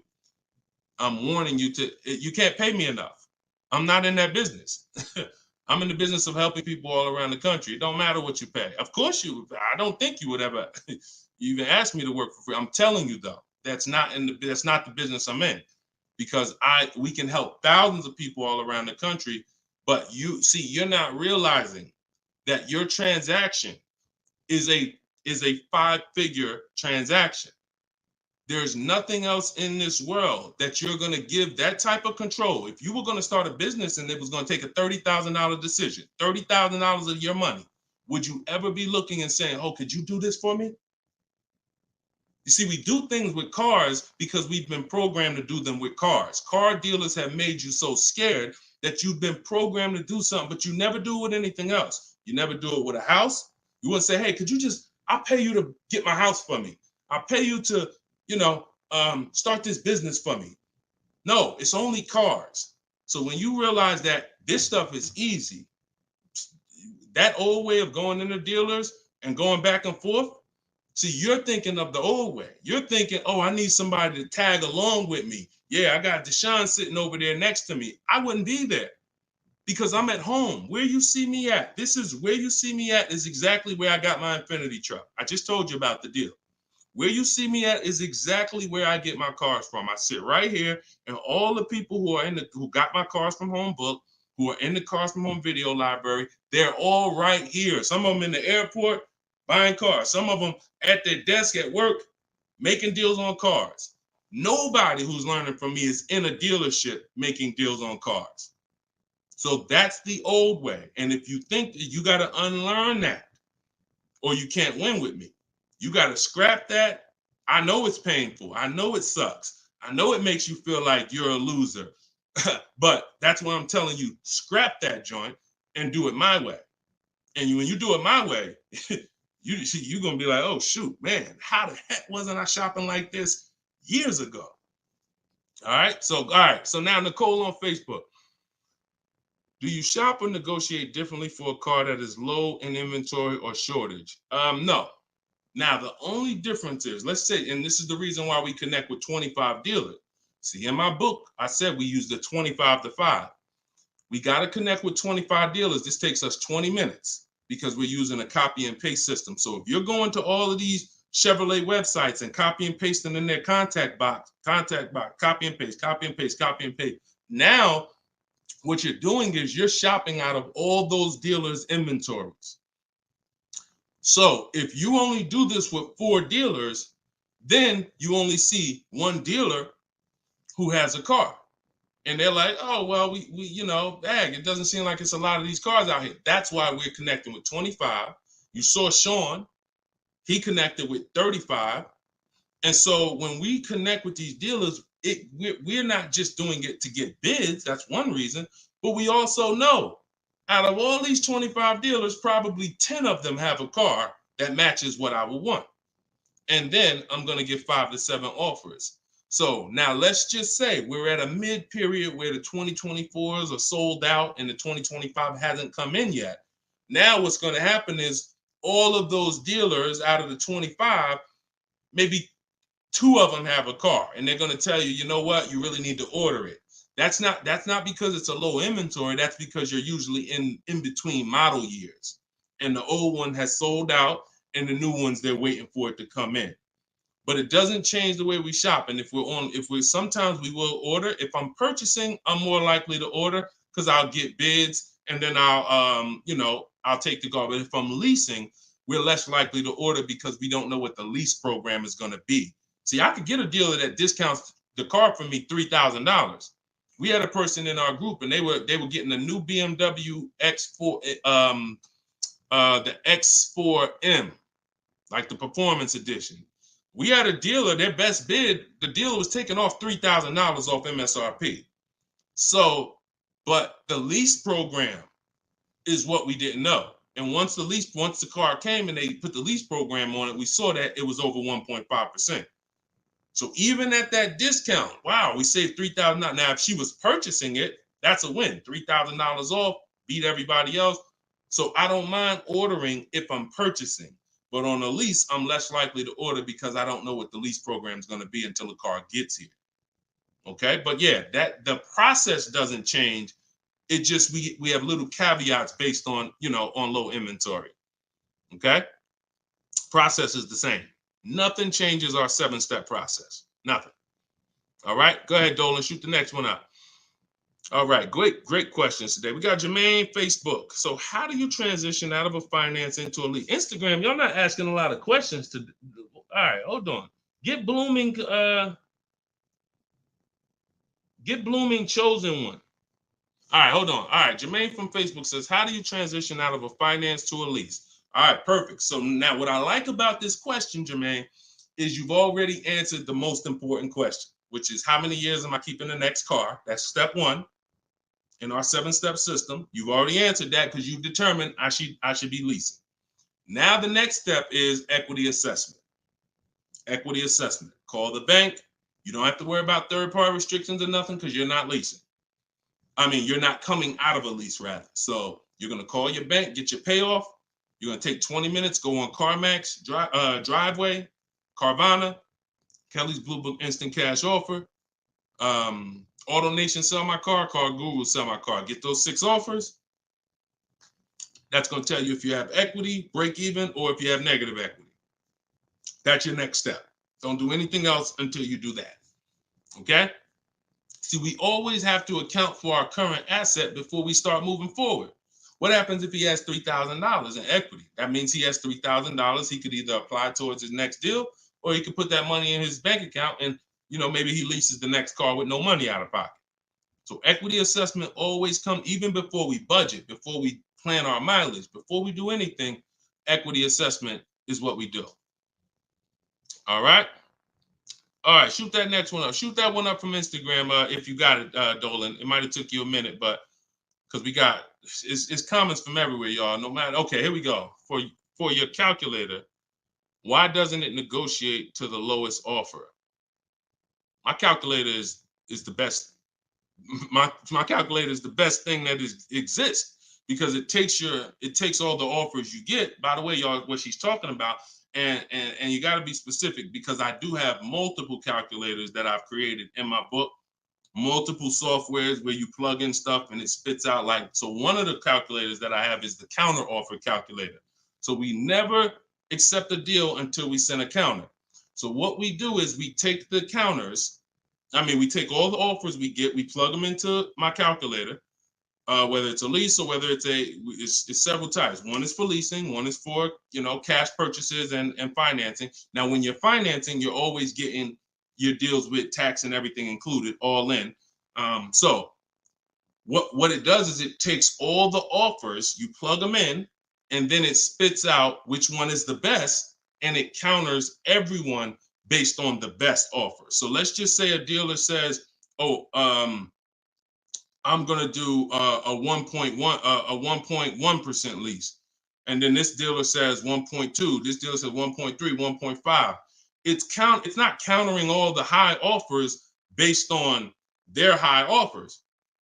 It's countering all the offers based on the lowest offer. Because if the 1.1% lease was presented to us, that means any of the dealer could have did it. So now we're calling out the 80% and letting them know that if this dealer offered me 1.1%, then you all could have done it too. You're just choosing not to do it, in which case that's what the 80% do. So we counter every single one. We even counter the lowest one. And some people in the group will say, Deshone, man, this dealer is the lowest, man. Should I be countering them for another $50 less? I say you must counter. Because you don't know if there's another $10, $50, $20. If you don't counter until a person tells you there's no more room, even if they're the lowest, that's not the best deal. So sometimes you counter the lowest offer, and the lowest offer will be like, listen, man, I gave you my best shot. I got nothing else. We know they're telling the truth because we got 4 or 5 other offers that are much higher than that. Sometimes they'll be like, listen, I can't do that $50. I'll get you another $10. That's the best I got. We know they're telling the truth because all the other offers are a whole lot higher. So that's the way the counter offer calculator works. It's gold. It's gold. So all right, we had an hour and 19 minutes. We try to keep these broadcasts about an hour and 15. Every now and then we go a little over, but listen, y'all, we are live Monday, Tuesday, Thursday, and Friday, 12 p.m. Mark your calendars, 12 p.m. Eastern time, 3 p.m. Eastern time. I'm hoping to, in the next couple of days, have a link in my bios so that people will be able to actually go to our calendar, put a reminder, but you know it. 12 p.m. Eastern time, 3 p.m. Eastern time, Monday, Tuesday, Thursday, and Friday. And this whole broadcast is sponsored by, if you just jumped on, I'm the creator, I'm the author of the book, the digital book, Cars from Home, 7 Steps to Saving Time, Money, and Avoiding Dealerships. You can get it for 75% off. It's normally $97, but as long as you get there before the timer hits 0, you can get it for $24 in my TikTok bio, in my Instagram bio, or you could go to deshonesbook.com in the comment section on YouTube or Facebook. Get your copy for 75% off. I'm also the creator of the Cars from Home video library, and I've coached over probably 1,500 people now since 2021. So we've been doing this. Everything I'm teaching you is proven. And I'm going to tell you, just like I tell my coaching students, when you get my book, see, I don't do questions and answers for my book, y'all. See, there's people who DM me. First of all, I don't even see DMs. The reason why I can't do question and answers because there's no other author that does it. So I make myself available probably more than anybody. But when you buy the book, trust the process. If you don't see me say do it, don't do it. Do everything I say do. I tell everybody, even if they're in my coaching programs, you must trust the process that I'm giving you, and you got to unlearn your old process. Don't even think about your old process. Use my process, and I'll lead you to where you want to be at. Guaranteed. All right, so get your copy. I will see y'all all on the next broadcast. Tell your friends. Welcome to the new followers. Welcome to the new subscribers on YouTube. I appreciate y'all. We'll be back for episode 5. God bless you.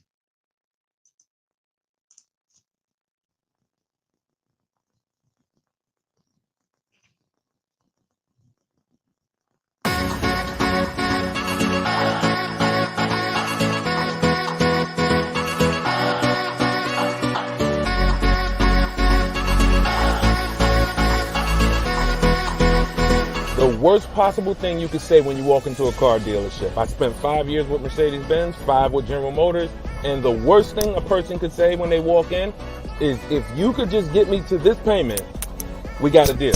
So your loan's probably still like 19, which means you got to pay to get out. You're upside down. It's called negative equity.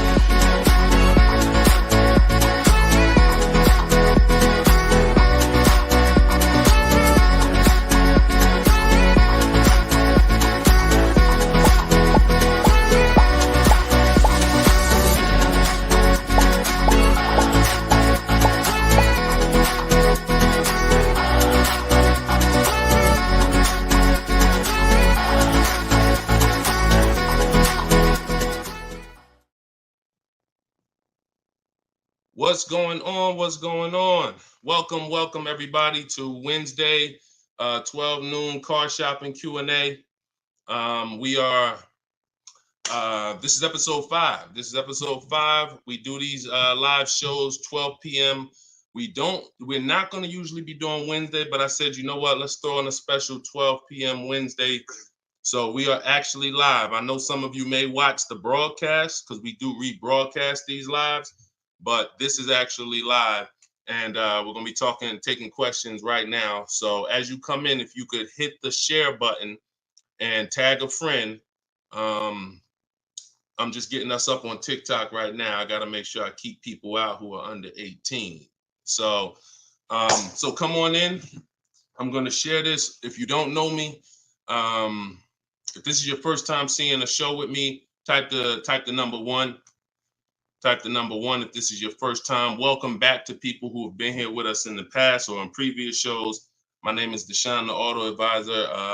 I spent 14 years in the car business, 5 years with Mercedes, 5 years with General Motors. And now what I do is I show people who want to learn how to car shop from home and how to save more money from home than they're ever going to save in a dealership. So I'm the author of the book, the digital book, Cars from Home, 7 Steps to Saving Time, Money, and Avoiding Dealerships. And I'm also the creator of the Cars from Home video library, which is a step-by-step video platform.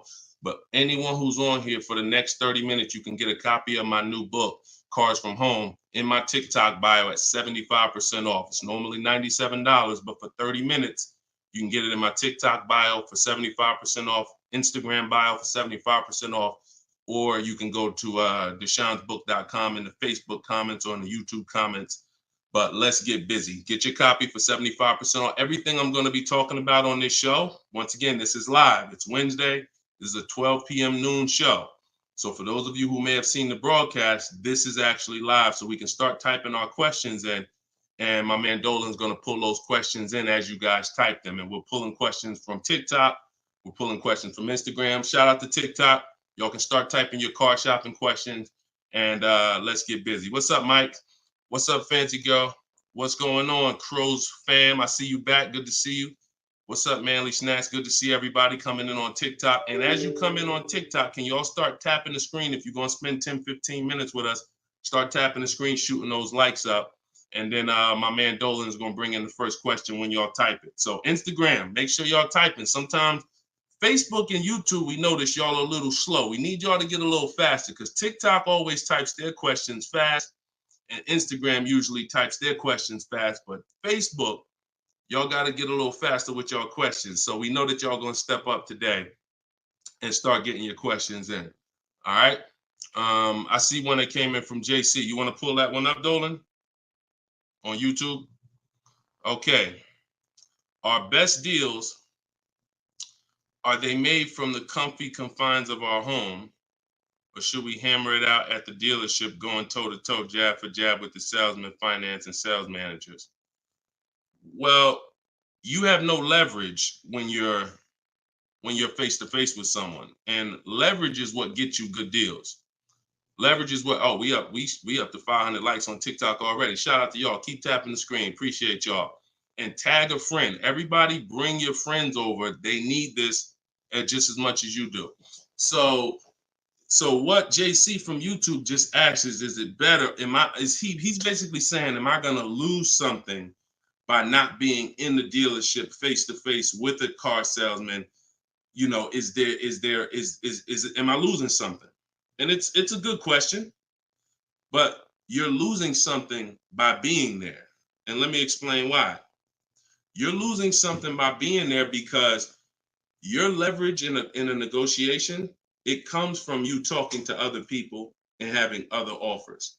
Let me give you a real example so that you can really understand that.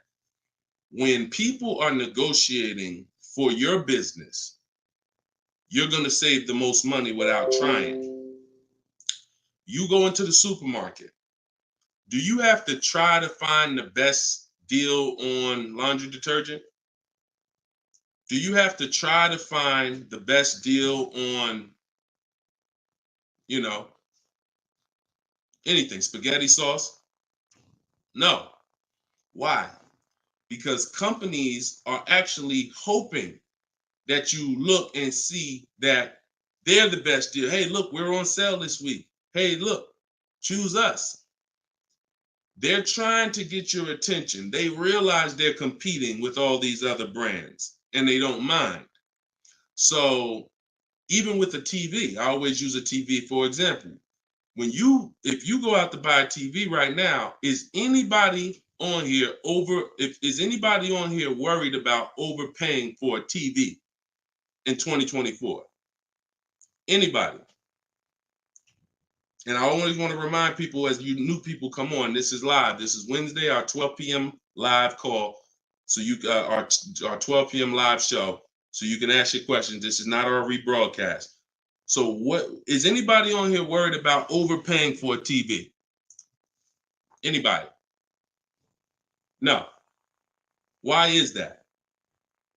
Because you already know that companies are competing to sell you a TV. Sony, TCL, Samsung, all of these companies are competing. Therefore, you're not gonna overpay. That's what we bring to car buying.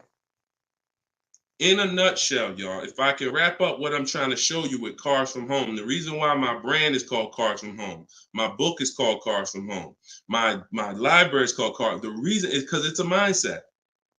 It's a mindset. You're bringing the same mindset you would bring to shop for your TV to cars. And you don't overpay. You don't have anybody on here worried about having buyer's remorse for the TV. Look, Fancy Girl, Kiki, no. Look, RJ Newscom, no. Look, Patrice on Instagram, no. So no one on here is worried about overpaying for any of these items that years ago, we used to be worried about overpaying for TVs, but not anymore.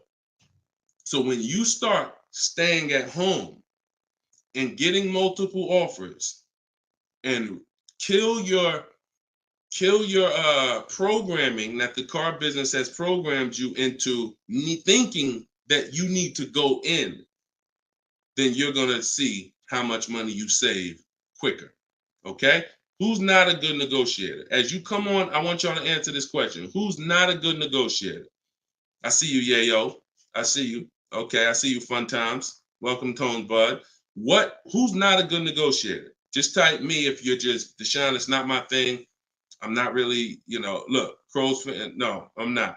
What's up, Tom? Julia? So all of these, look, John C on Facebook. No. William on TikTok. No. All of these people are not yet. Danny on Instagram. So what I want to tell y'all is you no longer have to think you need to be a good negotiator to win with buying cars. You're going to start making people negotiate with each other. And that's multiple offers. So if you're buying your next car and it's a new car, you're going to get at least 5 offers from 5 different dealers. And if you're leasing your new car, you're going to get at least 5 offers from 5 different dealers while you're at home. And if you're buying a used car, you're going to stay at home. You're going to look at the entire used car market on all the marketplaces. I teach 8 marketplaces. You need to be everywhere a used car is. These are like if you were buying a TV, to continue to use that example, you wouldn't just be on Walmart.com, but not be on Amazon. You wouldn't skip Best Buy. You wouldn't skip PC. Wherever there's a TV, you would be. It's the same thing.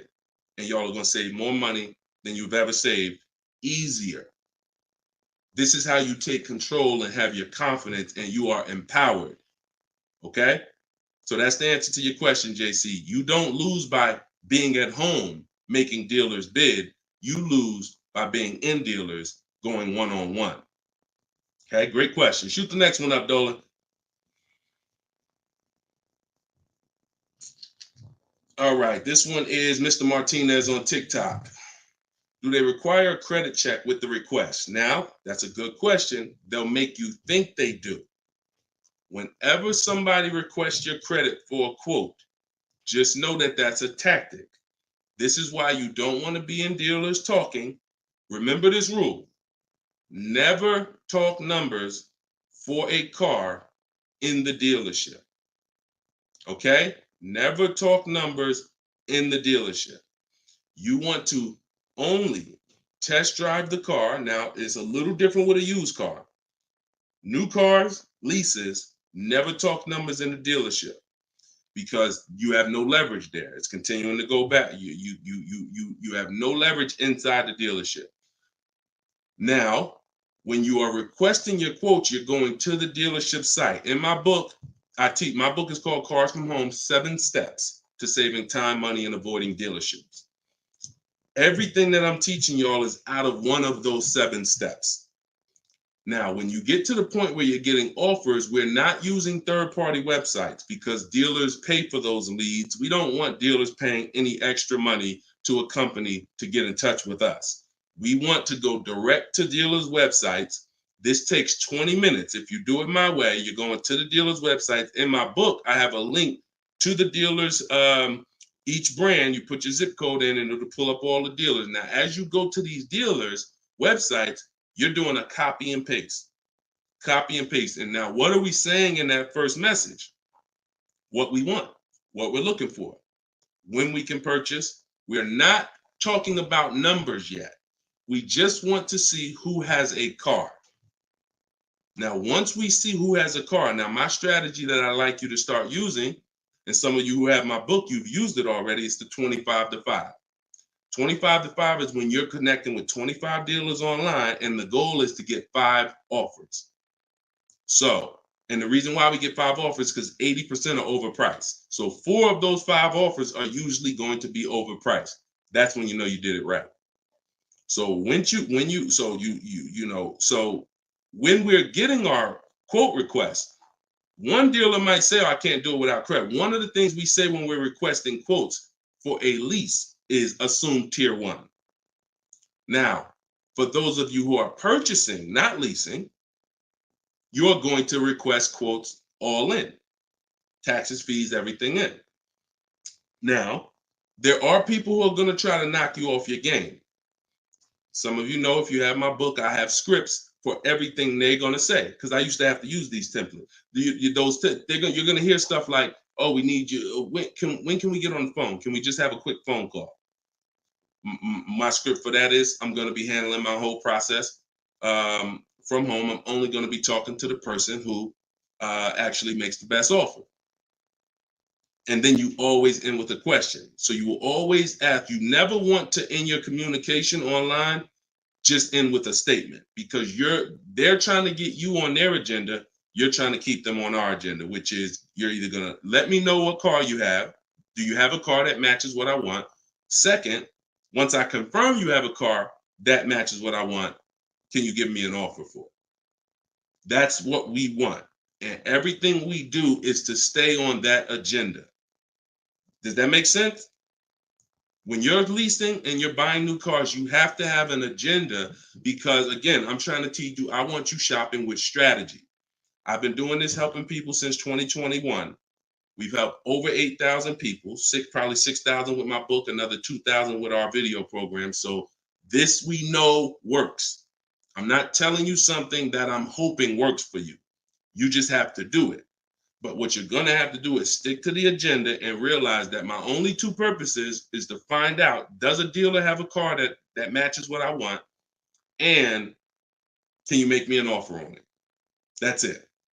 And now I have scripts in my book that do that. For all of you who just came on, this whole show is sponsored by my new book, Cars from Home. And you can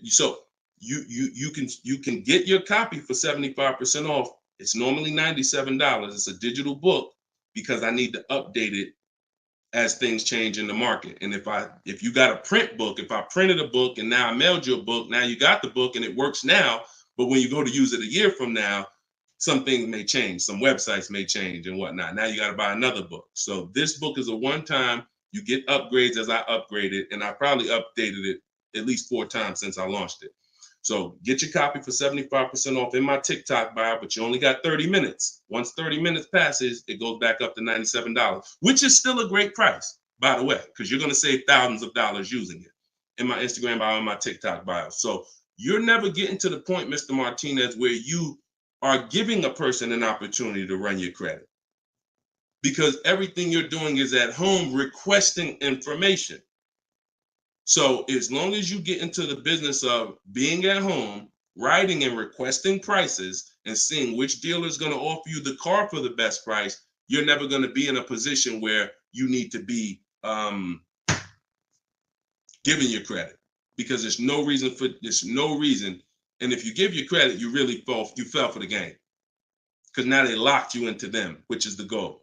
So no reason for everybody, no reason to give credit to give somebody our credit to get an offer. All right, go ahead, Dolan. Next one.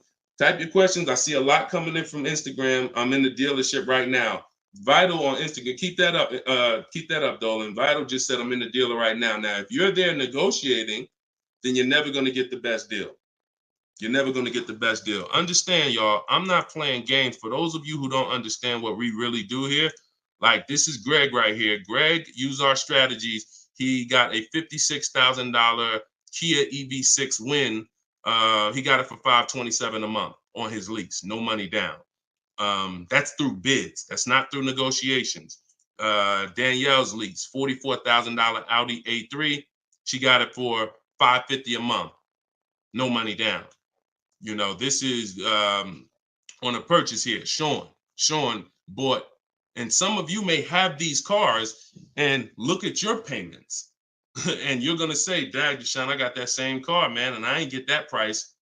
That's why I'm trying to tell you to listen. And like, we're not regular here. And sometimes I think, like, I'm not the public.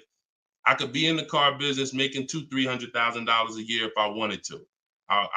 This is not God's plan for me. I'm trying to give you the game, but you got to understand who I am. This ship has sailed. We've been doing this for thousands of people since 2021. If you just now here and you just finding me and you haven't used my stuff yet, like, you missed it, but understand, don't keep missing it. This Sean, he got this F-150 Lightning XLT $73,000 truck, brand new truck. He saved over $20,000 getting bids my way. And the people who learn from me, they're never going back to the old way. They're never going back to negotiating and dealing. It only take one time for you to use what I'm telling you and see how quick you buy cars and see how much money you save to realize, oh shoot, I'm never going back to that old way of car shopping again. All right. So if you want to do it, you need to leave that dealership. Unless you're just there to test drive, that's different. So Instagram. Considering leasing a car, but feels like it will keep me constantly having a car payment if I choose to keep leasing at the end. Could you please explain the strategy to leasing versus financing? Absolutely. So when you're leasing, so this is a great question. Somebody said, look, if I lease, I'm going to always have a car payment. That's absolutely true. And so there's two totally different ends of the spectrum, y'all, when we look at how we acquire cars and get the best deals on them. One is a lease. My goal is to drive a new car, always under warranty in most cases, except if I'm a high mileage driver. I'm paying pennies on the dollar compared to somebody purchasing like that same car that Greg got. He's paying $527 a month. That same vehicle would be, it's a $56,000 car. That same vehicle will be $1,000 a month on the car note, at least on a 6-year car note. So I'm paying pennies on the dollar. I just had somebody today, he's going to pick up a brand new Kia Telluride. He got a payment of in the 400 range of $42,000 Kia Telluride. Once he negotiated it, he decided he was going to put $2,500 down because he wanted his payment where it was. But he already had a ridiculously low payment. It was like a 1.1% lease deal on a Kia Telluride. I told him, I said, you know that same Kia Telluride, $42,000, that would cost about $800 a month to purchase? He said, yeah, I know. I used to buy one. I used to buy mine. He actually had one. It got totaled. So he knows how much he was putting into that vehicle before he actually figured out he's not an 8-year person. So if you're not keeping your cars 8 years, you should be shopping for aggressive lease deals because it's pennies on the dollar. And we shop with bids because it's easy. It's fun. We're in control. And that's the way we do it. Now, the other side of the spectrum are long-term vehicles that are going to be what we call a keeper. If anybody who has a keeper in their household, type a K. If you have a vehicle in your household right now that you've had for more than 8 years, type a K. Type a K. Type a K. As you come in, y'all, could you hit, if you're on Instagram, could y'all hit that paper airplane? It looks at the, like at the bottom of the screen. It allows you to share this broadcast with your friends. And could everyone who shares, could you share this broadcast? It does help. It matters. And I'm never going to stop asking for it. And I'm never going to stop appreciating the people who share. I appreciate you guys. And your friends will appreciate you more than anything, more than even I appreciate you. When you tag a friend who doesn't know me and they're car shopping, they'll appreciate you more than even I appreciate you. So, okay, all right. So we got John on on Facebook. We got Michael. We got hold on, let me see. Acura MDX. Rob Korn got an Acura MDX on Instagram. He's had it 195,000 miles. So these are what we call Derek on TikTok, Donald on TikTok. These are what we call keepers. These are vehicles that, when again, someone asked a question about understanding if I always have a car payment, if I lease, can we please explain the strategy of leasing versus financing? I just told you the benefits of leasing. Now, all those benefits come at a price. Now, the other side of the spectrum is the long-term keeper vehicle, where now we have outlived depreciation, because the unseen expense is the one that's killing you. The unseen expense is depreciation. When you buy your car today for $30,000, tomorrow it's not worth $30,000, right? Tomorrow, you can buy a car today for $30,000 and bring it back to the dealer tomorrow. They're not just giving you your $30,000. You've lost money in one day. That's depreciation. Now you can sit that car outside your house and you can have that car, you don't drive it 1 mile. You never even touched it. And you go out there and a year later, is it worth $30,000? No, right? You never told, but Deshone, I didn't even drive it. But you understand, it's not worth $30,000 anymore. It sat there for a year. Now it's probably worth $24,000. That's depreciation. So some of you have been trained to think, oh, well, I buy my cars because I don't want to pay for the mileage. What I'm trying to get you to understand is when you understand depreciation, you're going to see not only do you pay for the mileage, whether you buy or lease, you pay for the car whether you drive it or not when you buy. Does that make sense? Type clear if y'all are clear so far on this, on these principles. Because it's bad information that's been fed to you for all these years that, oh, you know what? I like to drive as much as I want. Oh, I like to do everything and I don't want to pay for mileage, so I'm going to buy. But what you're seeing now is, oh, shoot. If I drive no miles, my car's worth less. If I drive average miles, my car's worth even less. If I drive high miles, my car's worth even less. Depreciation. It's the unseen expense. So now our goal with purchasing the right way and picking whether I'm going to shop for great lease deals or whether I'm going to be a long-term keeper is to avoid where the depreciation loses us the most money.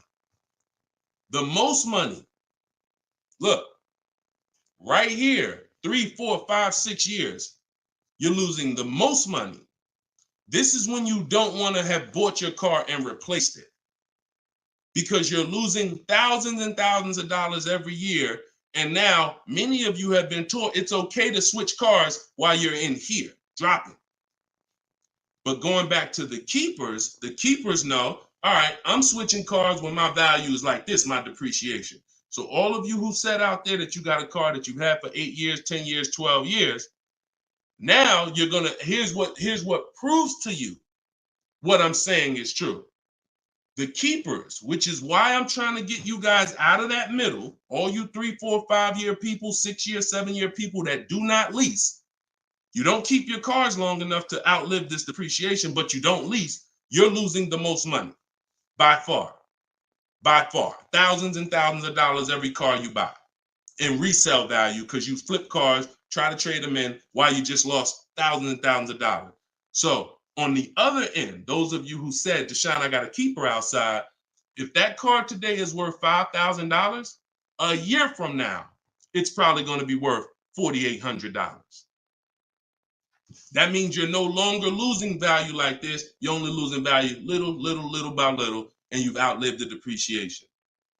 So your goal when understanding should I lease or buy is like, Deshone, okay, how do I avoid this? Well, if you're not keeping your car 8 years, you should be shopping for leases. Everyone who told you otherwise was wrong. I'm not going to say they were malicious, but they were incorrect. And unfortunately, I call them confidently incorrect. Dangerous. Being confident and incorrect is dangerous to you and others and everyone who's going to listen to you. So I'm telling you the truth based on numbers, that shopping for lease deals is here. If I'm not keeping my cars 8 years, I need to be shopping for great lease deals.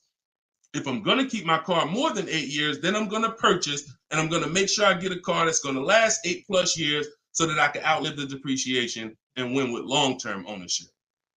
But I'm not stuck in the middle. Clear? Clear?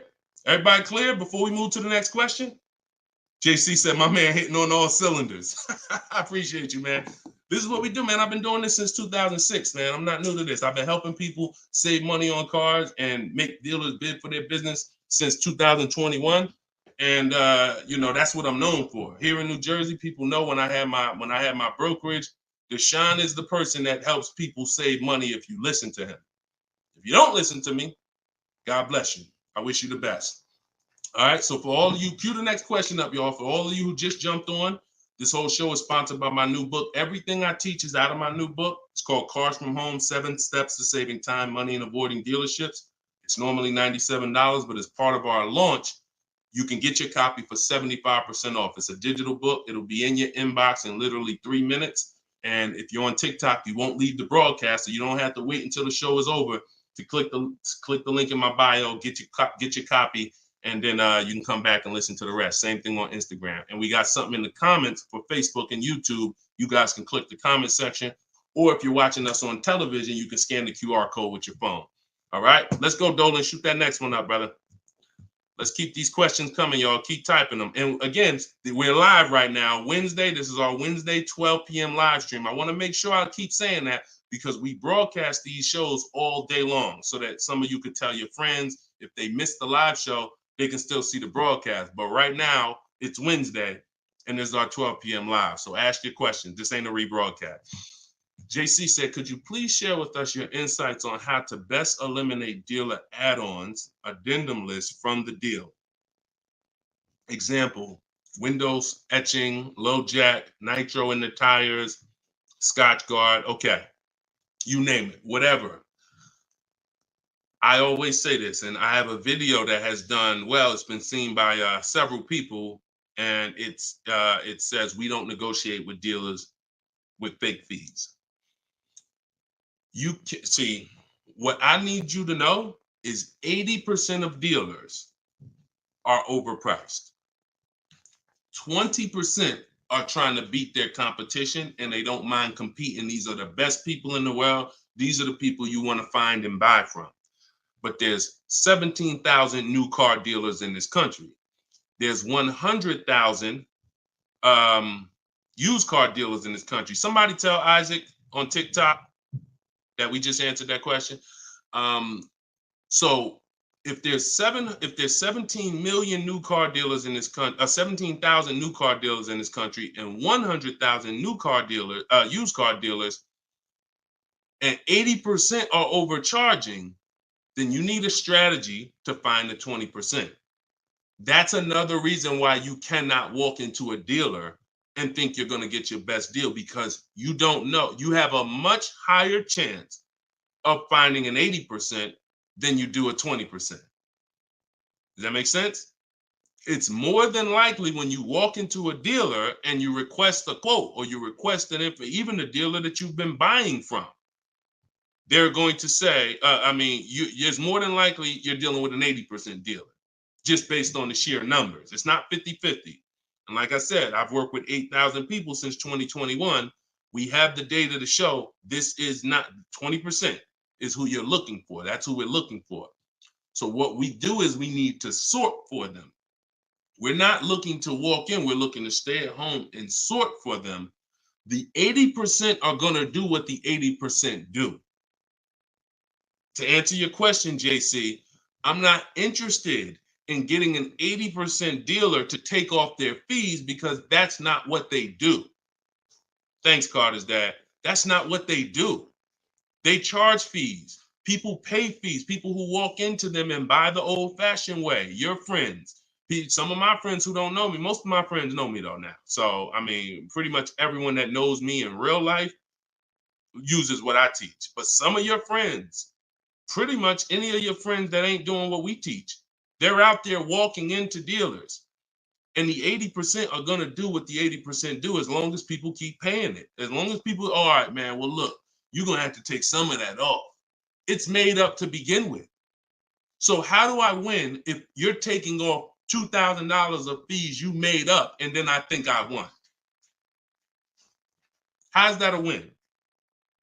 So the tactic is the worst kind of people are going to start so high. It's called padding the deal. So when you walk into the dealership, I'm padding the deal if I'm the worst kind of person. If I'm somebody who I bounce from dealer to dealer, I make a lot of money, but my customer service scores are low, but I make a lot of money, so I always have a job. Now what I'm going to do is you're going to sit down, and I'm going to say, all right, which car are you looking for? Which car are you looking for, Diana? All right, Miss Roberts. All right, here's what we're going to do. Okay, so it's going to be working out about $650 a month. All right. Shoot, that seems kind of high. Here's the problem when you're in a dealer. You don't even know if $650 was the right starting point. Maybe the real starting point was supposed to be $550. But I'm going to start you at $650 because I know psychologically you need to think you won. See, pay attention to this. Pay attention to what I'm telling you. Selling you a car, the way the car business has programmed you, it's not about you winning. It's about making you think you won.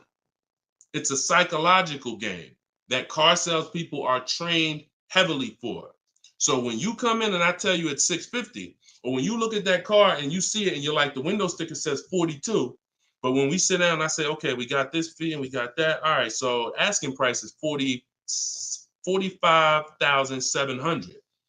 And you're like, wait, but the window sticker says 42. But yeah, these are the add-ons that we have. All right, now I'm starting so high that I can take off money to make you think you won, and I still end up winning because I really didn't take off anything. So this is why we don't play the games of back and forth with fake fees. What we do is we sit at home, we get bids, we look at, if we're looking at pre-owned cars, we're looking at the marketplaces, we're narrowing it down, because my strategy for shopping for used cars is different than new cars. New cars and leases, we use something called the 25 to 5 strategy. That's when we reach out to 25 dealers to get 5 quotes.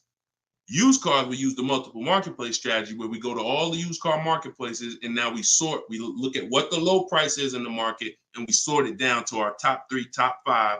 And then we take it, we got to make sure there's no fake fees on them, because that's a tactic they'll use on used cars. Fake fees, put a price out there. So everything is a screening process.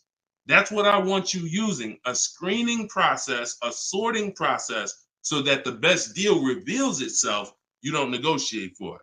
But we don't try to turn 80% dealers to 20%. They're never going to be that. Maybe they will if we change the whole industry, and they won't be able to keep their job if they don't change. But for today, 80% dealers are going to do what 80% dealers do. That's not our job. Our job is to find the 20%. Clear? Good question. Great question. Shoot the next one up, Dolan. We're live, y'all. This is Wednesday. This is episode 5 of Car Shopping Questions and Answers. We don't usually do a live show Wednesday. It's usually Monday, Tuesday, Thursday, and Friday at 12 and 3 Eastern time. So that's the schedule. If you're like, man, Deshone, I want to make sure I tell my coworkers, I got people in my church, they need to see this. Tell them Monday, Tuesday, Thursday, Friday, 12 p.m., 3 p.m., we're here live. But all day long, we rebroadcast these lives so that even if they miss it, they can watch the show and watch the rebroadcast. Go ahead, Dolan, shoot the next one up. What if your car is damaged and you want to trade it? Okay, great question. And what you'll notice is a lot of people are going to ask the same question you have, because many of you are in the same situation. So what if your car is damaged and you want to trade it?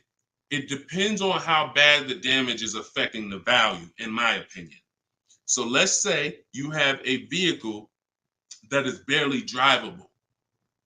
You're selling it in its worst condition, and it's making, example, let's say you got a BMW, older BMW, the transmission's slipping, or the transmission's out, it doesn't drive, or it needs an engine. Something where literally the integrity of the car is totally compromised. That car is almost worthless. That car is going to be worth $500, $1,000, depending on the year, the mileage, $1,500. Meanwhile, if you put a used transmission in, this is why I'm an advocate. I preach you should always have a great local mechanic, a great local service shop in town that you use when your car has no warranty left. You must have this if you truly want to win, because these guys are usually 30, 40% of what a dealer is going to charge, because they don't have that overhead. So what I'm doing, if I got an older BMW, no transmission, a Nissan, no transmission, I'm going to get a transmission from a salvage yard to get a used transmission, a used engine, pay $2,500, drop that in, and then sell the car like that. And I can tell you that that's what my father did. Like, my father bought a GMC Envoy 2009, maybe 4 years after he bought it in 2013. So it was 4 years old when we got it for him. Then maybe 3 years after that, the engine went. So he got a used engine. He's been driving that car since like 2017 with the used engine, and he's getting ready to sell it, and he'll probably get $4,000 or $5,000 for it on Facebook Marketplace, because he's a low mileage driver. So you see how literally he could have went from switching a car when it was in its worst condition taking a loss for it versus investing the right money with the right person, getting the right engine, right transmission, drives it for a couple more years, and then can still pull a couple $1,000s out of it.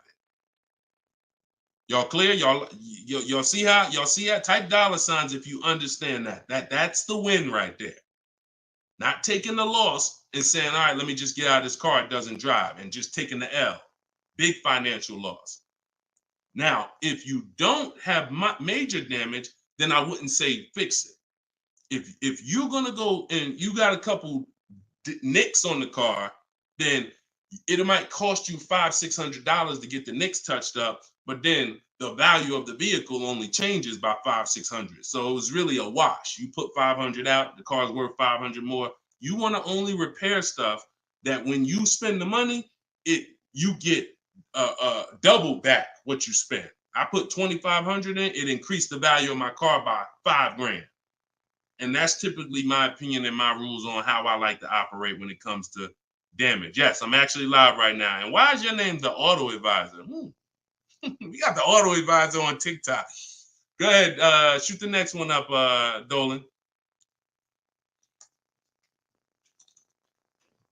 All right, this one from YouTube. Alberto Romo. My car has some equity. Dealer called me if I want to trade for a new one. Car has less than 30,000 miles. Should I do it? Who's getting calls from dealers right now begging them to come in and look and let them buy your car? Who's getting calls? Who's getting emails? Who's getting letters right now from dealers? Fancy Girl Kiki said me. You're getting calls. You're getting calls. You're getting emails.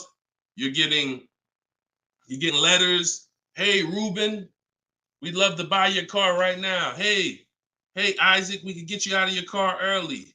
Come in right now. A lot of you, right? I see a lot of you.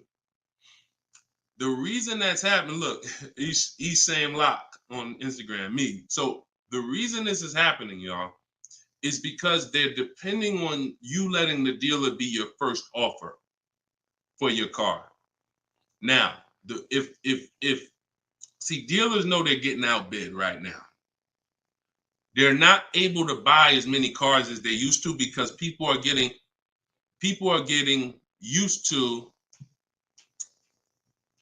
I mean, it's almost a curse word in my book. We don't use this word. We don't use the word trade.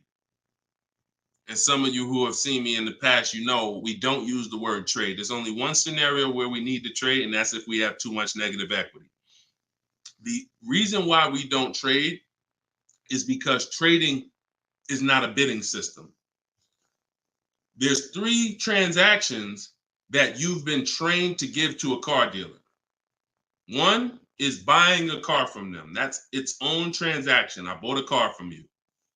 The second is getting the loan from them. That's another transaction. I got a loan from you, because there's other companies out there that only give loans. They don't even care if you buy a car. They don't sell cars. They give loans. That's a clue that there's money in the loan business. Now, the third transaction is people who want to buy your car. When you give your car to the same dealership, you gave them your old car, that's one transaction. You gave them your loan, that's another transaction. And you gave them the purchase of a new car from them. That's 3 transactions. And most times you didn't get bids on any of them. That's how you're losing money. You're probably losing $2,000 here, probably $1,500 on the loan, and then maybe another $1,000, $1,500 on your car that you gave to them. Hidden money. See, I'm not just here to teach you how to car shop from home the right way, strategically using my system. I'm also here to reveal to you the hidden money that you haven't seen in your car deals. So you got to stop doing combining transactions. That's why we don't trade. We get offers in my book, step 2. My book is 7 steps. Everything I teach is 7 steps. Those 7 steps won't change. First step is most important question. That's leasing versus buying. How many years you keep in the car? Second step is equity assessment. I need to get offers for my current car, my current lease, see if I have any equity, see if I can break even, or see if I have negative equity.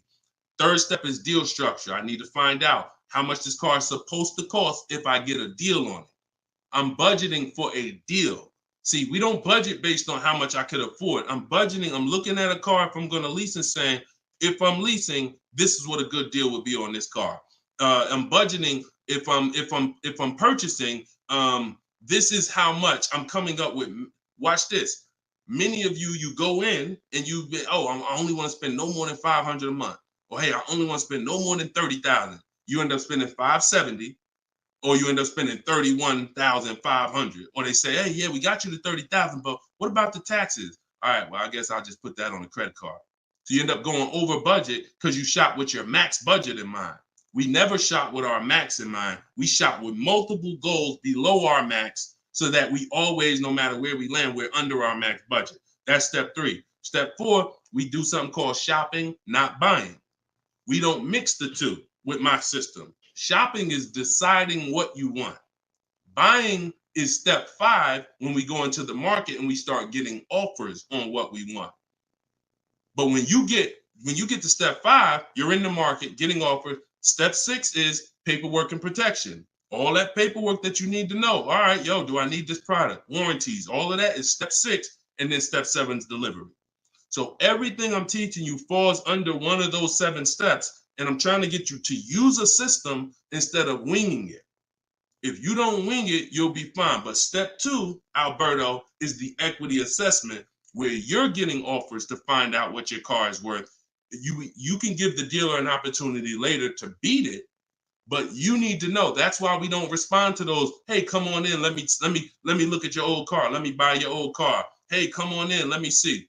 You need to call your bank for a payoff, and you need to go to CarMax, Driveway, Carvana, Kelly's Blue Book Instant Cash Offer, AutoNation, Sell My Car, Car Guru, Sell My Car. Take you 20, 25 minutes to do your equity assessment, and you got real cash offers that you'll know if I have equity in my car, and you'll know these people can cut me a check in an hour. And now let me go prepare to shop for my replacement car because these companies already bid on my old car.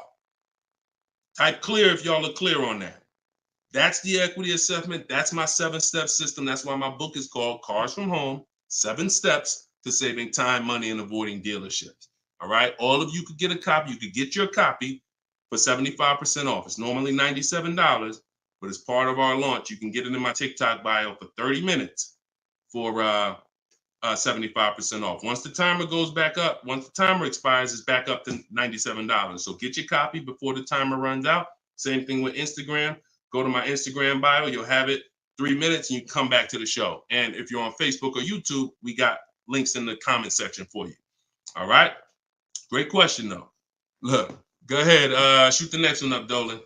Oh, it said, this man, bro, spitting gold fire for real. I hope this isn't going over anyone's head. Me too, bro. Listen, me too. Keep that question up. Fancy girl Kiki from TikTok. But me too, bro. Like, I'm sitting here, man, and I pray every day that the Lord help me to look. I want you to even see. I gotta unlearn. That's why I represent this brand. I got to unlearn. Like, I have been programmed, and the people who programmed me have actually programmed me because they make more money by me staying programmed. So some of you, it's unfortunate, are not going to spend $24. You're not going to spend $24. Now, I had people get the book for $97. It's people that might be on here that say, man, I got the book before we even had this sale. $97. But some of you are not going to spend $24 to get the book. But you want to go into a 5-figure transaction. A 5-figure, $10,000, $50,000, $100,000, some of you who are buying luxury vehicles and exotics transaction. But it's something about not, and that's just unfortunate. All right, fancy girl Kiki from TikTok. Is it true that you can have your down payment go towards your payments? So all right.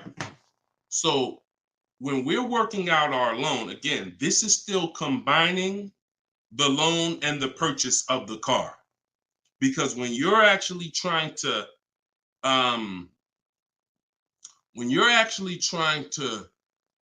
figure out and hope your down payment goes towards the payments and actually goes towards the car versus you basically just giving it to the dealership or maybe losing it to, not going to the car, you're mixing.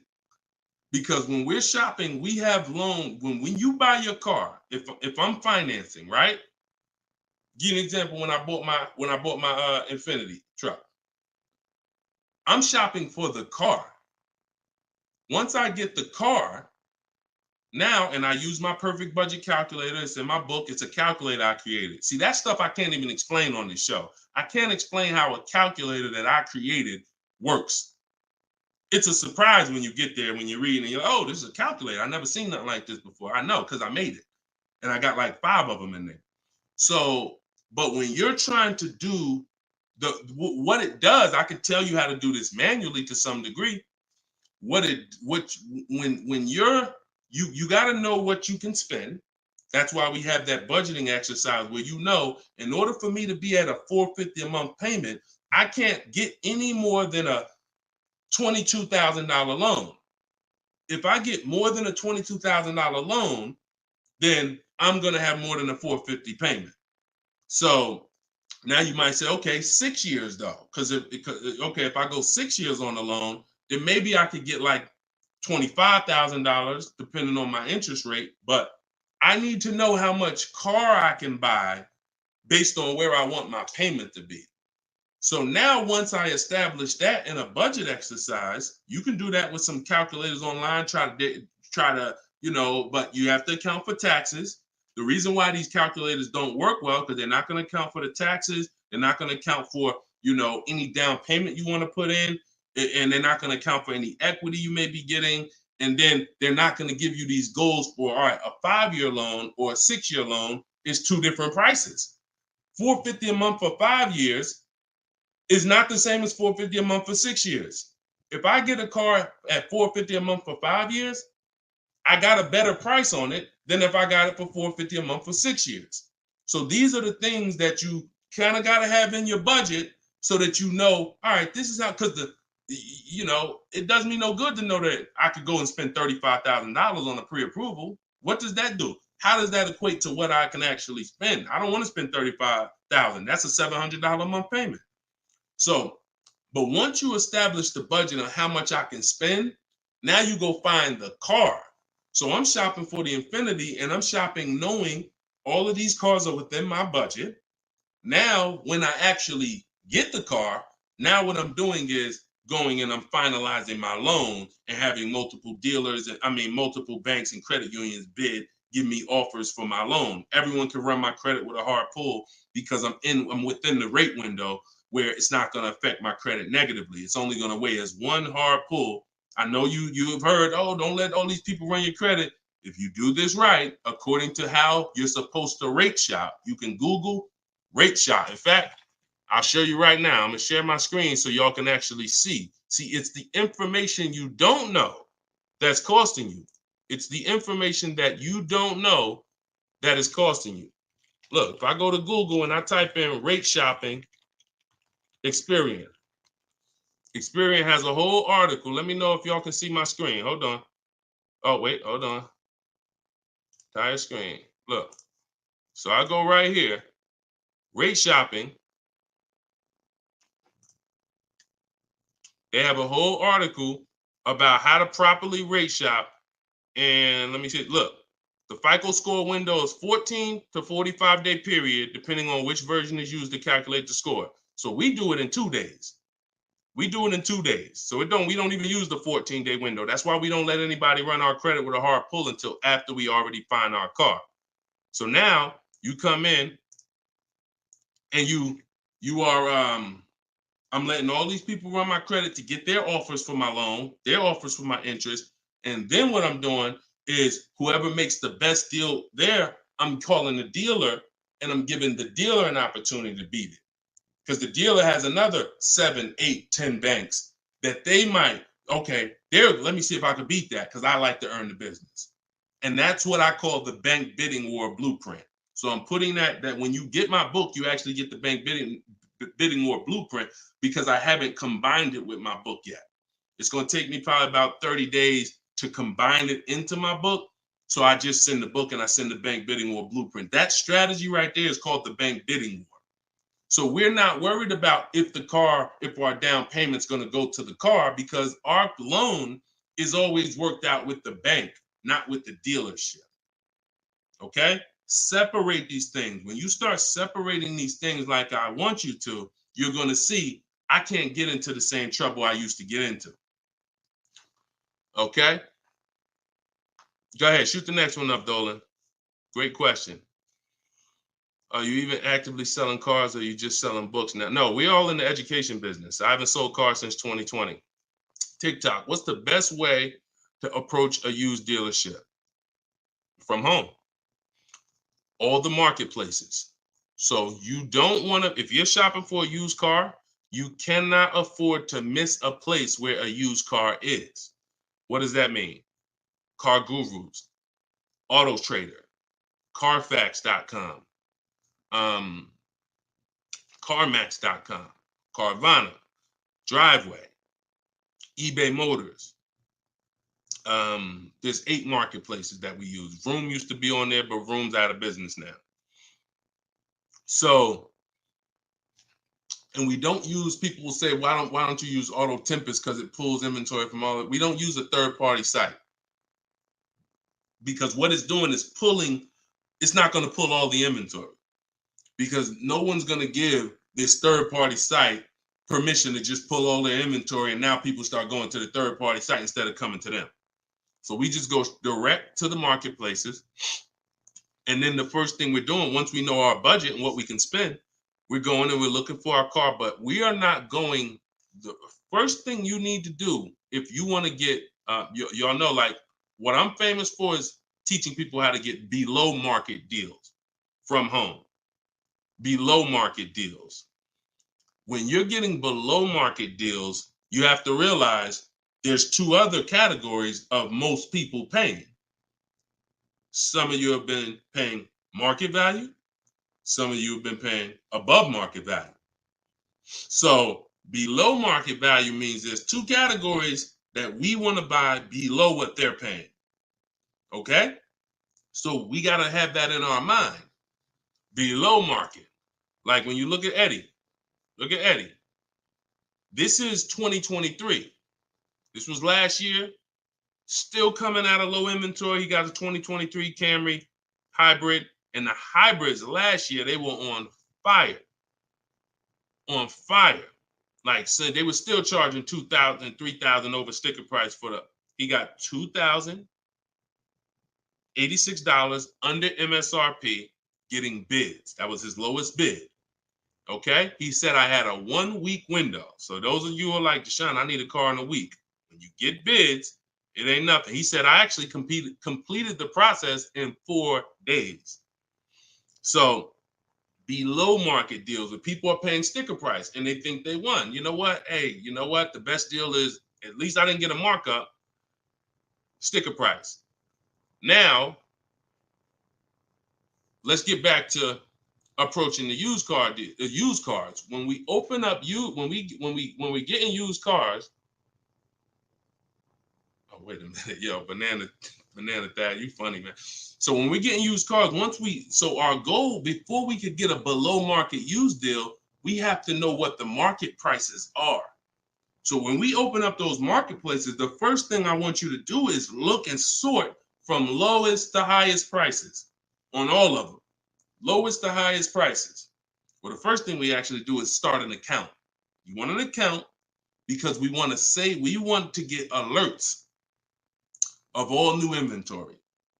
So we start an account on all the marketplaces that we can start an account on. Now we're going to look and sort from lowest to highest, and we're going to look and see what the low side of the market is. Low side of the market, low side of the market.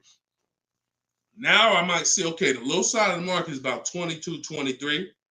If you're doing it right, you're always going to have prices that are $3,000, $4,000, $5,000, $6,000 more. If you don't see that type of spread, you're not doing it right. So now we know this is the low side of the market. Now here's what comes with the low side of the market. Bad Carfaxes, frame damage, salvage titles, sketchy history, Damaged cars, that's good. That's what comes with it. What we're looking to do is see where those cars are priced at, and we're looking to be right above them. And from there, we have a particular system of how we're going to sort based on title history, service records, extremely important. We will not buy a used car without great service records. Then we go to accident history. There's a couple different types of accidents: serious accidents, airbag deployed, vehicle towed. All of this is serious accident. I appreciate you, JCAA. Shout out to the sharers on TikTok. Now we go to, then we need to verify there's no bogus fees, because that's a narrowing down. Now that'll narrow us down to like a top 3, top 5, top 7. But some of those vehicles are going to have bogus fees, guaranteed, guaranteed. And this is not always happening day one. That's why I don't want you waiting until you need a car to go shop. I want you in the market early, a month, 2 months, 3 months before you need a car, so that you can watch the market. And when you can watch the market, you have much more leverage. You have much more flexibility. You can say no. You can see where the price trends are, and you can get alerts. Many times, it's the alerts of the new cars that's going to be the car you take down. Because when you once you know the low side of the market, now you're getting alerts. Every new car that hits the market, boom, soon as it hits, I can look and see, oh, that's priced on the low side. Now I look, oh, shoot, frame damage. Oh, shoot, salvage title. Oh, shoot, whatever. And eventually one pops up and you're like, oh, good Carfax. Oh, good title history. Boom. And now we're preparing to get ready to take that car off the market. We can't test drive used cars until we're ready to buy them, though. That's the only reason we can't do 100% of our used car deals from home, ever. New car deals, we've had people throughout, use my book, in my course, everything. 100%. Dealer delivers the car. That can happen. New cars and leases, 100%. Used cars, we can't. You must go to the dealer. You must see the car. You must drive it. And then that's when you're taking that deal across the finish line right then and there. Okay? That's a overview of what I call my multiple marketplace strategy. If you do that, you win. I mean, there's no guarantees in life. So I'm not here to guarantee, but I am here to say, you haven't had strategy. When you're using strategy and boundaries, you haven't had boundaries or strategy. You add boundaries and strategies to your car buying, 99 times out of 100, you're going to win more than you used to win. All right? Go ahead, Dolan. Shoot the next one up. Does your book teach how to sell and grow? I don't really know what that means. Sell and grow. This one's from TikTok. Do I get a discount for paying cash for a car? No.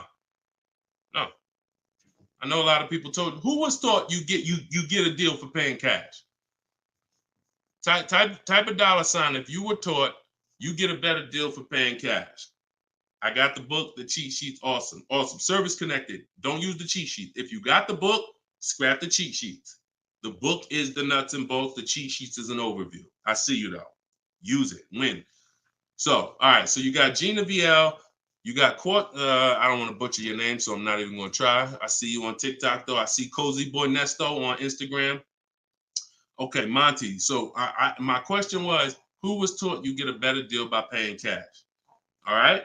Now, I said type a dollar sign if you've ever heard this. Now, I don't want you operating with bad information. Let me tell you where this came from. And remember what I said earlier in the show. Earlier in the show, I told you the car business is not about you winning. If you win, great.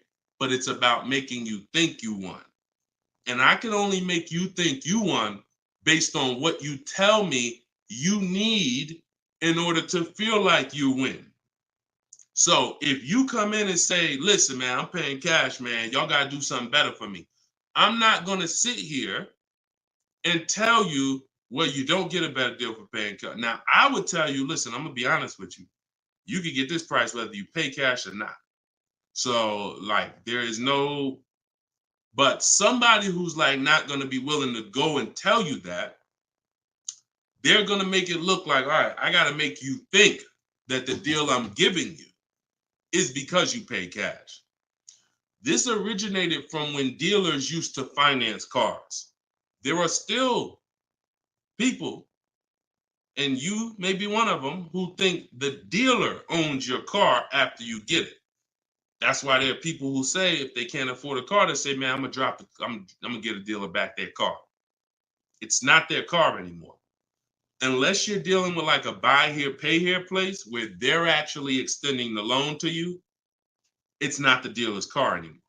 But back in the past, dealers used to extend loans. They would hold the financing. So if you offered them all the money up front, it was an incentive for them because they knew it guaranteed they get the money now. And it also saved them interest. It saved them, if they were holding the note, then they're still technically paying for that car. And they're like, okay, I could save you another $1,000, $1,500 because you're going to give me all the cash up front. It's not like that anymore. It's not. It literally from the time you leave, the dealership is funded in full in hours. Like by the time you drive off, wire transfer, the dealer is funded for the car. The funds come from Bank of America, Chase, TD, M&T Bank, whoever it comes from, wired to the dealer. From that point, it's between you and who? Who's on the title? Who's the ones calling you if you don't make the payment? Who's the one setting up the car to be taken if you don't make the payment? It's not the dealer, right? It's the bank. So it's always between you and the bank from that point, which is why you don't get an exactly life experience. You're not getting a better deal paying cash. And that's just because that's the way it's set up. Now, the rare exception that you may see, and this doesn't happen a lot, sometimes there's like a low interest rate. Like when I was with General Motors, we might have like all right, you could get 0% interest, or you could get a $5,000 rebate. Only on a new car though. But you can't do both. So if you had somebody who could pay the cash, maybe if they save more money by taking the rebate than they would if they were to take the loan. So in which case, you're not getting a better deal because you're paying cash. It's just an incentive to, you're getting a rebate. But so those are these are very rare circumstances. So I just don't want you going in and telling you that you heard that from me. And I'm just telling you that's the truth. Like that is the truth. And when you really look at how banking works and how dealerships work and the fact they don't own the car, you'll understand there's no incentive to you paying cash at all. And if you're not investing your cash, see, I want you to also think about what you're doing with your money. Because if you want to pay cash, God bless you. Pay cash. Interest rates are high. Put as much down as you can. Pay cash. Get the loan out of there as fast as possible. You're paying 6, 7, 8, 10%, 12%. Get the loan out of there. Pay it off or make a large down, only finance a small portion of the car. But if the rates are low, which at some point we do believe rates will be low again, or I always tell people in the bank bidding war, you got to check, see if there's any special interest rates. There might be 0%, might be 1%, 2%. So if those instances exist, there are people who your money's invested. You're getting 8% on your money. You're getting 6%. You're getting 10%. You're in real estate. You're getting 15%. It makes no financial sense to take that money that's earning money for you out and put it into a car that is going to lose money for you. That $20,000, $50,000 you put in the car is going to be worth half of that in 3 and 4, 5 years. 5 years, it'll be worth half. So these are the things I talk about. I don't believe in one size fits all car advice, y'all. That's why I'm always saying it depends on this situation. If you're this type of person, if you're keeping your cars 8 years, you should be buying. If you're not keeping your cars 8 years, you should be selling. You should be leasing. A lot of people think, okay, Deshone, you talk about leasing a lot. I talk about leasing for people who are not keeping cars 8 years because they've been taught that they should still be buying. But I'm putting you in the strategy that's custom to your life versus what you've been hearing, which is people telling you, hey, do what I do. Only buy used cars, pay cash for them.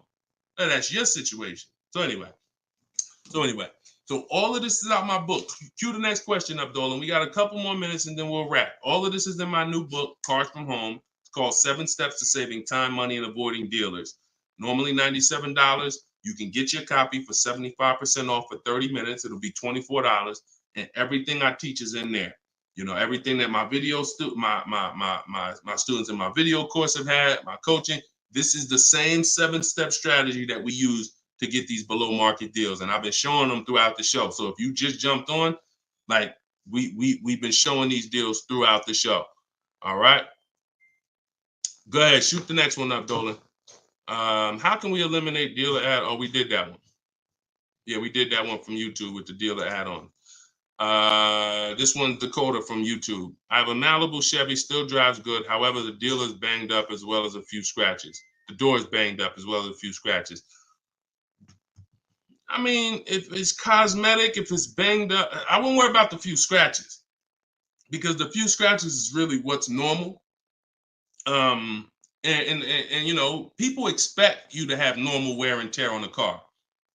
Some people think, hey, if I have a, you know, even with leasing, you're allowed to have wear and tear, a couple nicks, dings, they allow that. They don't expect you to bring the car back perfect. Same way with this. But if it's a big dent that would be an eyesore and you can get a company like Dent Wizard or something like that to come pop the dent out, then I would do that. That might be $200, but it might make a buyer pay, you know, $1,000 more for the car. Because if I come and I see the doors banged up, I probably want $1,000 off depending on what you asking. But if I come and see you done smoothed it out, now you could ask, and I'm less like, you know. So that stuff that you can put a little money in that gives you a bigger return when you go to sell a car. Okay, in my opinion. Okay, show and tell. I have the book. Is Maps Academy different? Yeah. Maps Academy is my video program. The book is the 7 steps. I have a video library that's 7 steps in video, and then Maps Academy is, you know, my video program, and I coach people. So we do these Zoom calls, so we make sure we answer questions. So I always say, get in where you fit in.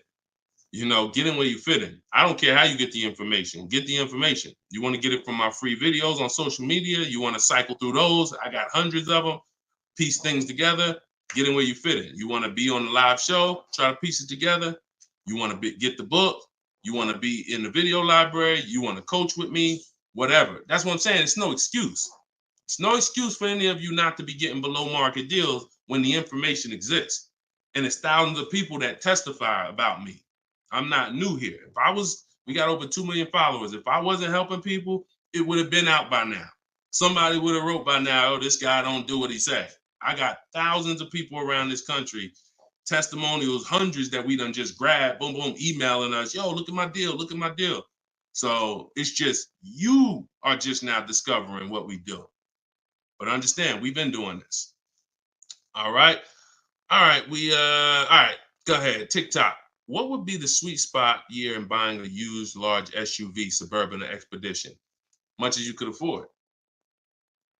You see, so when you look at quality, this is why I like to have multiple goals.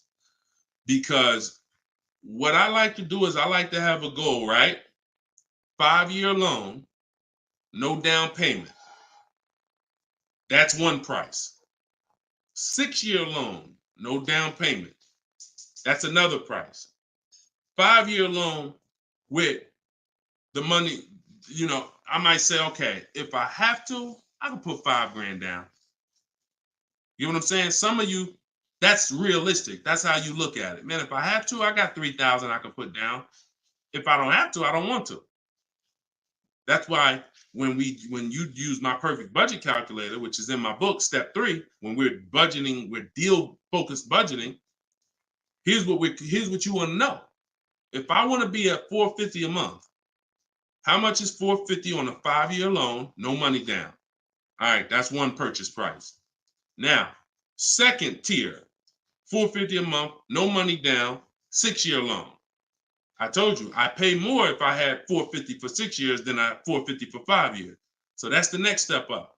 Then I say, okay, 5-year loan using my down payment money. And then my max budget would be 6-year loan using my down payment money. But understand, I'm still under my max budget.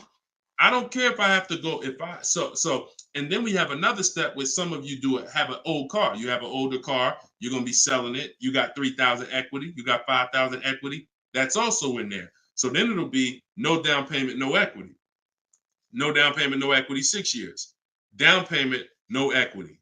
Down payment and equity. See, all of this is below my max budget. Once I do a 6-year loan, my down payment and my equity, I'm not mad because I'm still under my max. Now, if I go above that now, if I wanted to do 5 and now I'm doing 6, or if I want to do $450 a month and I'm doing $480, now I've gone above my max budget. So my system for purchasing, we use this for new cars, used cars. Anybody who's getting a loan, this is what we do. This is in my book. My calculator generates those 6 goals for you.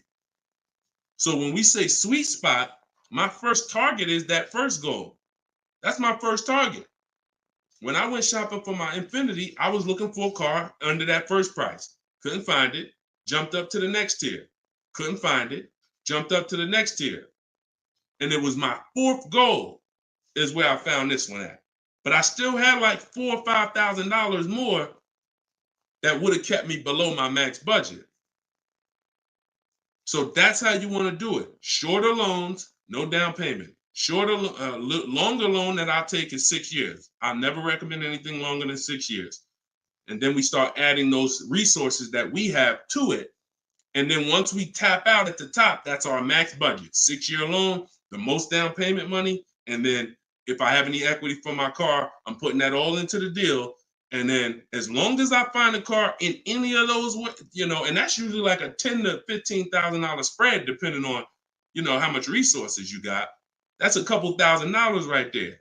So that gives you the room to bump yourself up without letting a car dealer bump you up over your budget. All right? That's why it's called the perfect budget calculator. And I invented it. All right? Praise the Lord. Listen, I appreciate y'all. We've been on for about 1 hour and 15 minutes. We do these shows live Monday, Tuesday, Thursday, and Friday. Wasn't going to do one today, but you know what? I said, it's Wednesday. Let's jump on. Let's do a live. Let's get some questions. Let's get as many as we can. But this is what we do, y'all. You could tell your friends 12 o'clock and 3 o'clock, Monday, Tuesday, Thursday, Friday. You can meet me live on any of my platforms, Facebook, TikTok, Instagram, or YouTube. And we'll be doing this live Q&A to make sure you guys get what you need to save money and get below market car deals. That is the goal. So for those of you who like Deshone, I appreciate the show, but I want everything in one spot, man. I don't want to even have to come back to this show anymore. That's all in my new book, Car Shopping. It's called Cars from Home, 7 Steps to Saving Time, Money, and Avoiding Dealerships. You can get it for 75% off in my TikTok bio. It'll be in your inbox, and everyone who gets a car, who gets a book, right when you purchase, I give you a support email. So on that last page, you'll see a support email. If for some reason I don't give the support email out to the public because people just be emailing me with questions and all that, I don't do DMs. I don't do none of that because we got too many people to be doing DMs and all of that. Once you purchase this book, you get a support email. If for any reason your book doesn't arrive in 5-10 minutes, check your spam, check your junk folder. But if it's not there, then email us at support and we'll make sure we get you a copy right to you. All right. So use this information, get your book for 75% off. You won't pay the full $97 in my TikTok bio, in my Instagram bio, or in the comment section on YouTube or Facebook. We got a link in the comments for you, or you can scan the QR code. But that's what we do, y'all. Below market deals. That's the goal. Keep unlearning, keep relearning. I appreciate you. All right. See y'all on the next live.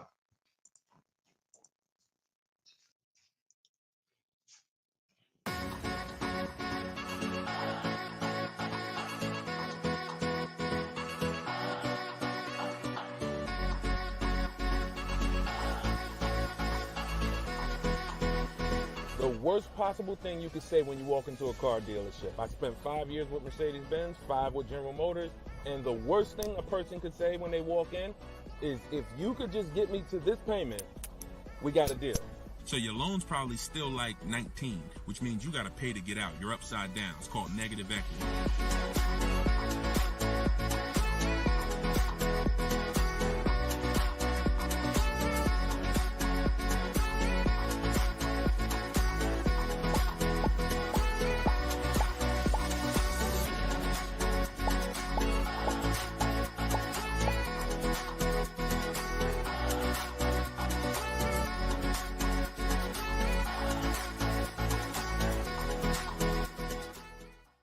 NY Gail, welcome everybody to episode 6 of Car Shopping Questions and Answers. I am your host, Deshone, publicly known as Deshone the Auto Advisor. We do these shows Monday, Tuesday, Monday, Tuesday, Thursday, and Friday live at 12 p.m. Eastern Time and 3 p.m. Eastern Time. So I know some of you may see our live rebroadcast. That's for you to tell your friends about. That's when you can't make the show, you catch the rebroadcast. But those are the times that we're live.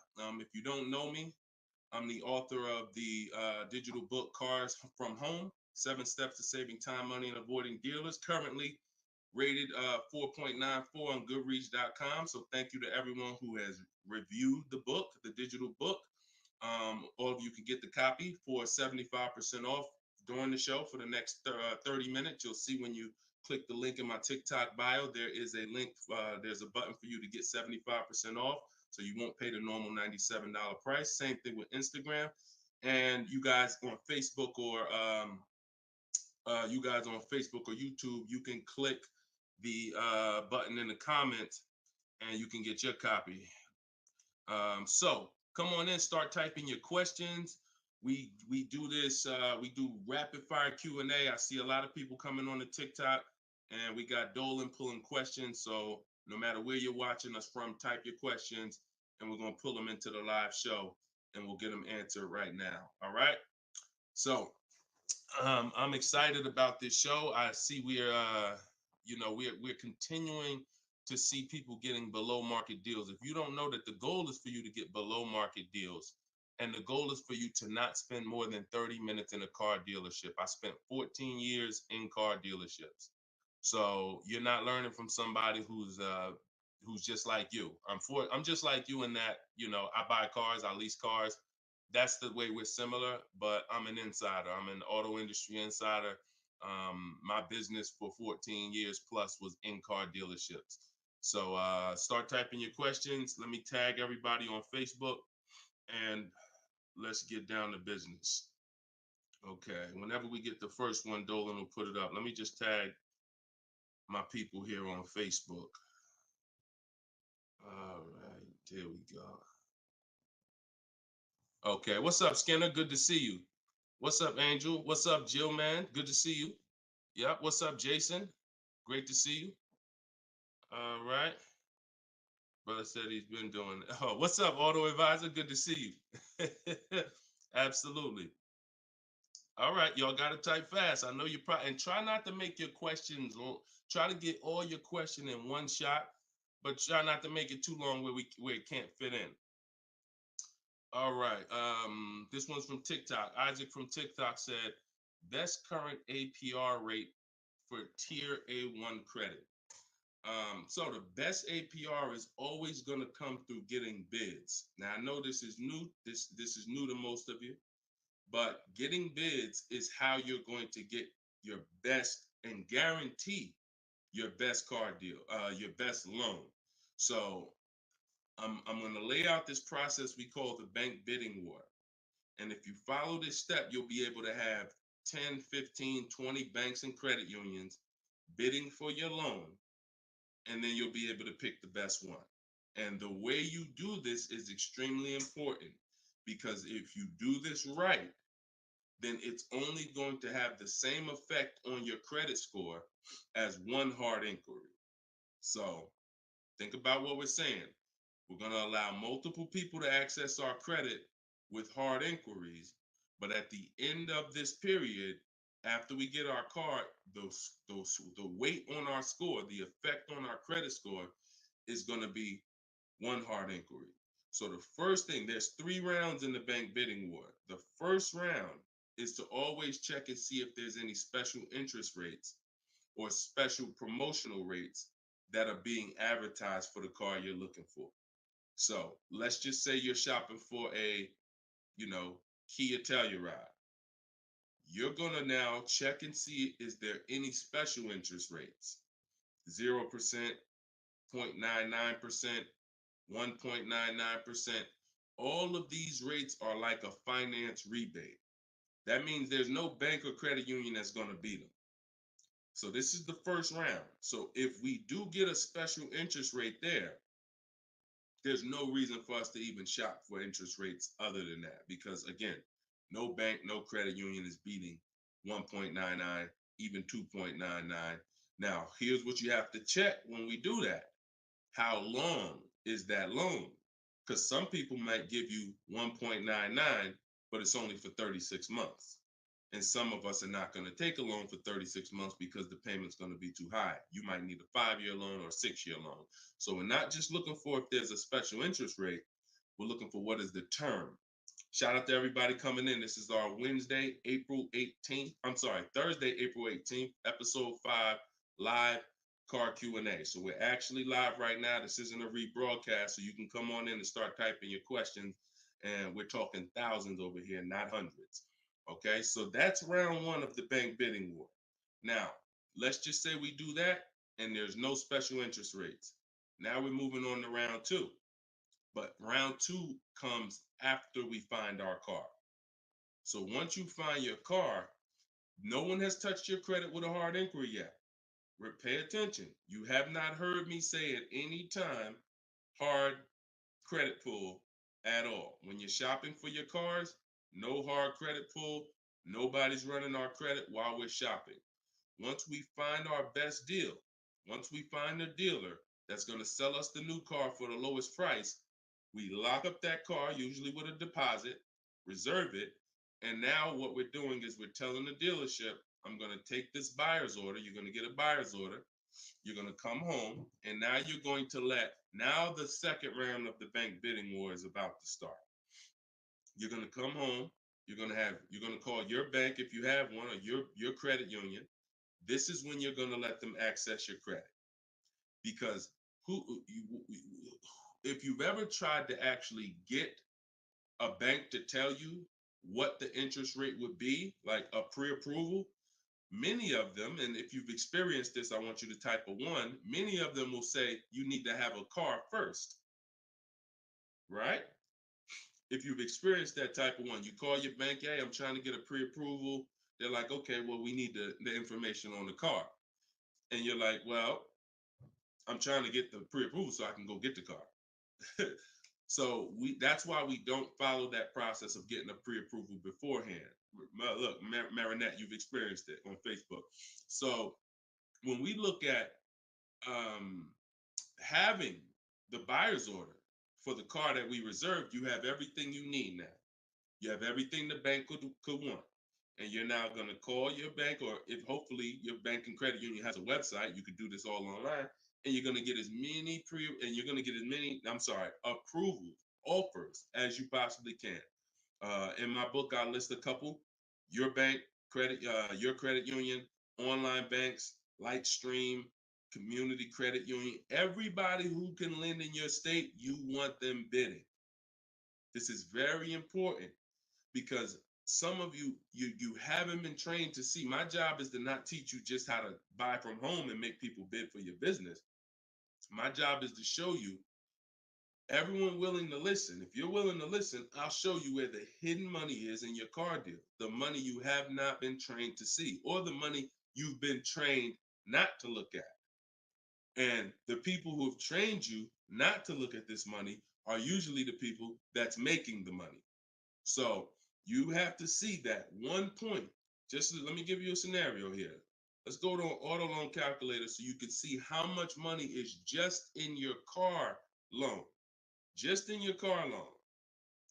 And we're going to do a couple different interest rates so y'all can take this serious, and you'll see why you need to be getting multiple bids for your interest. So if I'm buying a $30,000, if I'm looking to borrow $30,000, let's take $30,000 for an example. Average, pretty good average. Average price of a car is probably higher than that, but let's use 30. Now, if that interest rate is 5.99, total interest paid is $4,791 over the course of 5 years at 5.99. If the interest rate is 7.99, total interest paid is $64.89. That's over $2,000 difference. 2 points, $30,000 loan. Now, some of you are going to be borrowing more than that. Some of you are getting $50,000 loans. Interest at that same 7.9 on a $50,000 loan is $10,815 over 5 years. Now, if you can get 2 points less, 5.99, interest is $7,984. This is $3,000 difference. So, do you see how if you're not taking getting the best loan offer just as serious as you're taking trying to get the best price, you get a good price and then you'll give it back to the bank who's giving you the loan. So this is why we get big. So we're now going to let all these people run your credit. This is when you do your hard inquiry. You don't do it before this. Hard inquiries, credit unions, online banks, your bank, your credit union, everybody's bidding now. And now what you're going to do, once you take the best offer from that round, that's round 2, that's when you're going to call the dealer and you're going to tell them what that best offer is and see if they can beat it. Because the dealership has another 7 to 10 to 12 banks that they're going to be competing to try to get your business. So this is the bank bidding war. So when I created this product, and if you do this right, as I said, what I know you were taught, who was taught, be honest, we're live right now. This is our Thursday, 12 p.m. live. Who was taught, don't let people run your credit. When you have multiple inquiries, it lowers your credit score. Who was taught that? Type me if you were taught that. Don't let these banks, don't let people run your credit. You can't have all these people doing hard inquiries or they're going, it's going to jack your credit score up. All right, look, that right was taught. Okay. Look, Lisa, I see you. Hold on. Let me go to Instagram so I can see our Instagram comments over here. I always got to go to Instagram Live. Okay, Diana from Facebook. I see you. Hold on. Let's get Instagram in the building. Give me a second. All right. Marinette. All right. Marinette. Okay, I see you. D, I don't even want to try to pronounce your name, but I see you on Instagram. So it's partially true and it's partially wrong. You have to do it the way I just laid out for you. That's called the bank bidding war. And if you want to prove this for yourself, you can simply type in rate shopping online and you'll see this is how the credit union, this is how the credit bureaus allow you to rate shop. So they'll give you 14 to 45 days to do it. If you do it like I just told you, it'll only take 2 days. 2 days. One day you're doing all your stuff at home. We're getting all our lenders at home to bid. The next day, we're getting the dealers to get their lenders to bid. And then we're making a decision on who got the best offer. So don't ask yourself. I never want you asking yourself. I never ask myself, did I get the best deal? That's a question of disempowerment. That's a question of weakness. We don't want that. What you should be saying is, following this process, I guarantee I got the best deal because I got offers from all these banks. I can't get offers from 15, 20 banks and not guarantee I got the best rate. The way you shop, or you've been taught to shop or programmed to shop, you're only getting offers from one bank, or you're just letting the dealer do it all for you. That's where your buyer's remorse comes from. That's where your skepticism about, did I really get the best rate, comes from. So we won't know what the best rate is until we get all the bids. And that's how we do it. So everything that I'm teaching y'all is part of what's in my book, rated 4.9 on Goodreads. It's called Cars from Home, 7 Steps to Saving Time, Money, and Avoiding Dealers. You could keep typing your questions because Dolan's going to pull the next question and you can put it up on the screen now, Dolan. Put the next question up. But all of you could get your copy for 75% off as long as you get to my website before the 30 minutes expires. This is a welcome offer. Normal price of the book is $97, and it's worth every penny. It's worth actually thousands. But special welcome offer, you get it for 75% off in my TikTok bio, in my Instagram bio, or in the comment section on YouTube or Facebook. Okay, this is Monty from YouTube. She said, my mother's looking to start a new lease soon, but she only drives 5,000 a year. What's the best option? Low mileage lease if she's not keeping the car. So if she's not keeping the car, Monty, watch this. I run this scenario a lot, and I want y'all to, because some of you, you were taught never to lease. If you stick around this channel long enough, you'll see probably within minutes that that's some of the worst advice that you've ever listened to. If you don't keep your cars 8 years, so we'll talk about that, and we show examples. It's not even up for debate. People who try to debate it, they're emotional and they're tied to old advice. So once you have decided you're leasing, which means I'm not keeping my car 8 years, I want to avoid that depreciation, then I need to be shopping for aggressive lease deals, because it's the short term. Again, this is another unseen expense, depreciation. This is why, look, when you buy your car today, you buy a $40,000 car today, you try to take that car back to the dealership a month later, what's it worth? You buy a car today for $40,000. You try to take that car back to the dealer a month later. Is it worth $40,000? Right? No. A month. You might have not even driven it. But that's the way depreciation works. You don't have to drive the car. In fact, here's another scenario. You could park the car outside your house for a year. You buy it for $40,000, park it right outside your house, don't even touch it. Just start it every now and then to keep the engine running. You come back a year later, that car is not worth $40,000. It's worth probably $32,000. Dang, how did I lose that much value and I didn't even drive it 1 mile? Depreciation. That's called the unseen expense. So whenever you hear me talk about the unseen expense, it's depreciation. So your job is to find the strategies, which is what I teach, to make sure you avoid the depreciation hit. So if you buy a car, Monty, even if she doesn't drive it, even if she only drives it 5,000 per year, 5,000 miles a year, like you're saying, she's losing value. And what she's doing when she replaces the car is she's hoping she could get some of that value back that she lost. It really never happens. Who understands that when you go to trade your car in, you never get what you really thought you were going to get for the car, right? Now I'm going to ask you a question. Everyone who has a car outside that's 10 years old or more, 10 years old or more, type me in the comments. Matter of fact, let me know how many years you've had the car. That's a better one. Type how many years you've had the car. And for those of you who just came to the show, this is our Thursday, 12 p.m. live show. We're actually live right now. This isn't a rebroadcast, although we do rebroadcast these shows throughout the day, all day, so that you can actually catch up, watch the replay.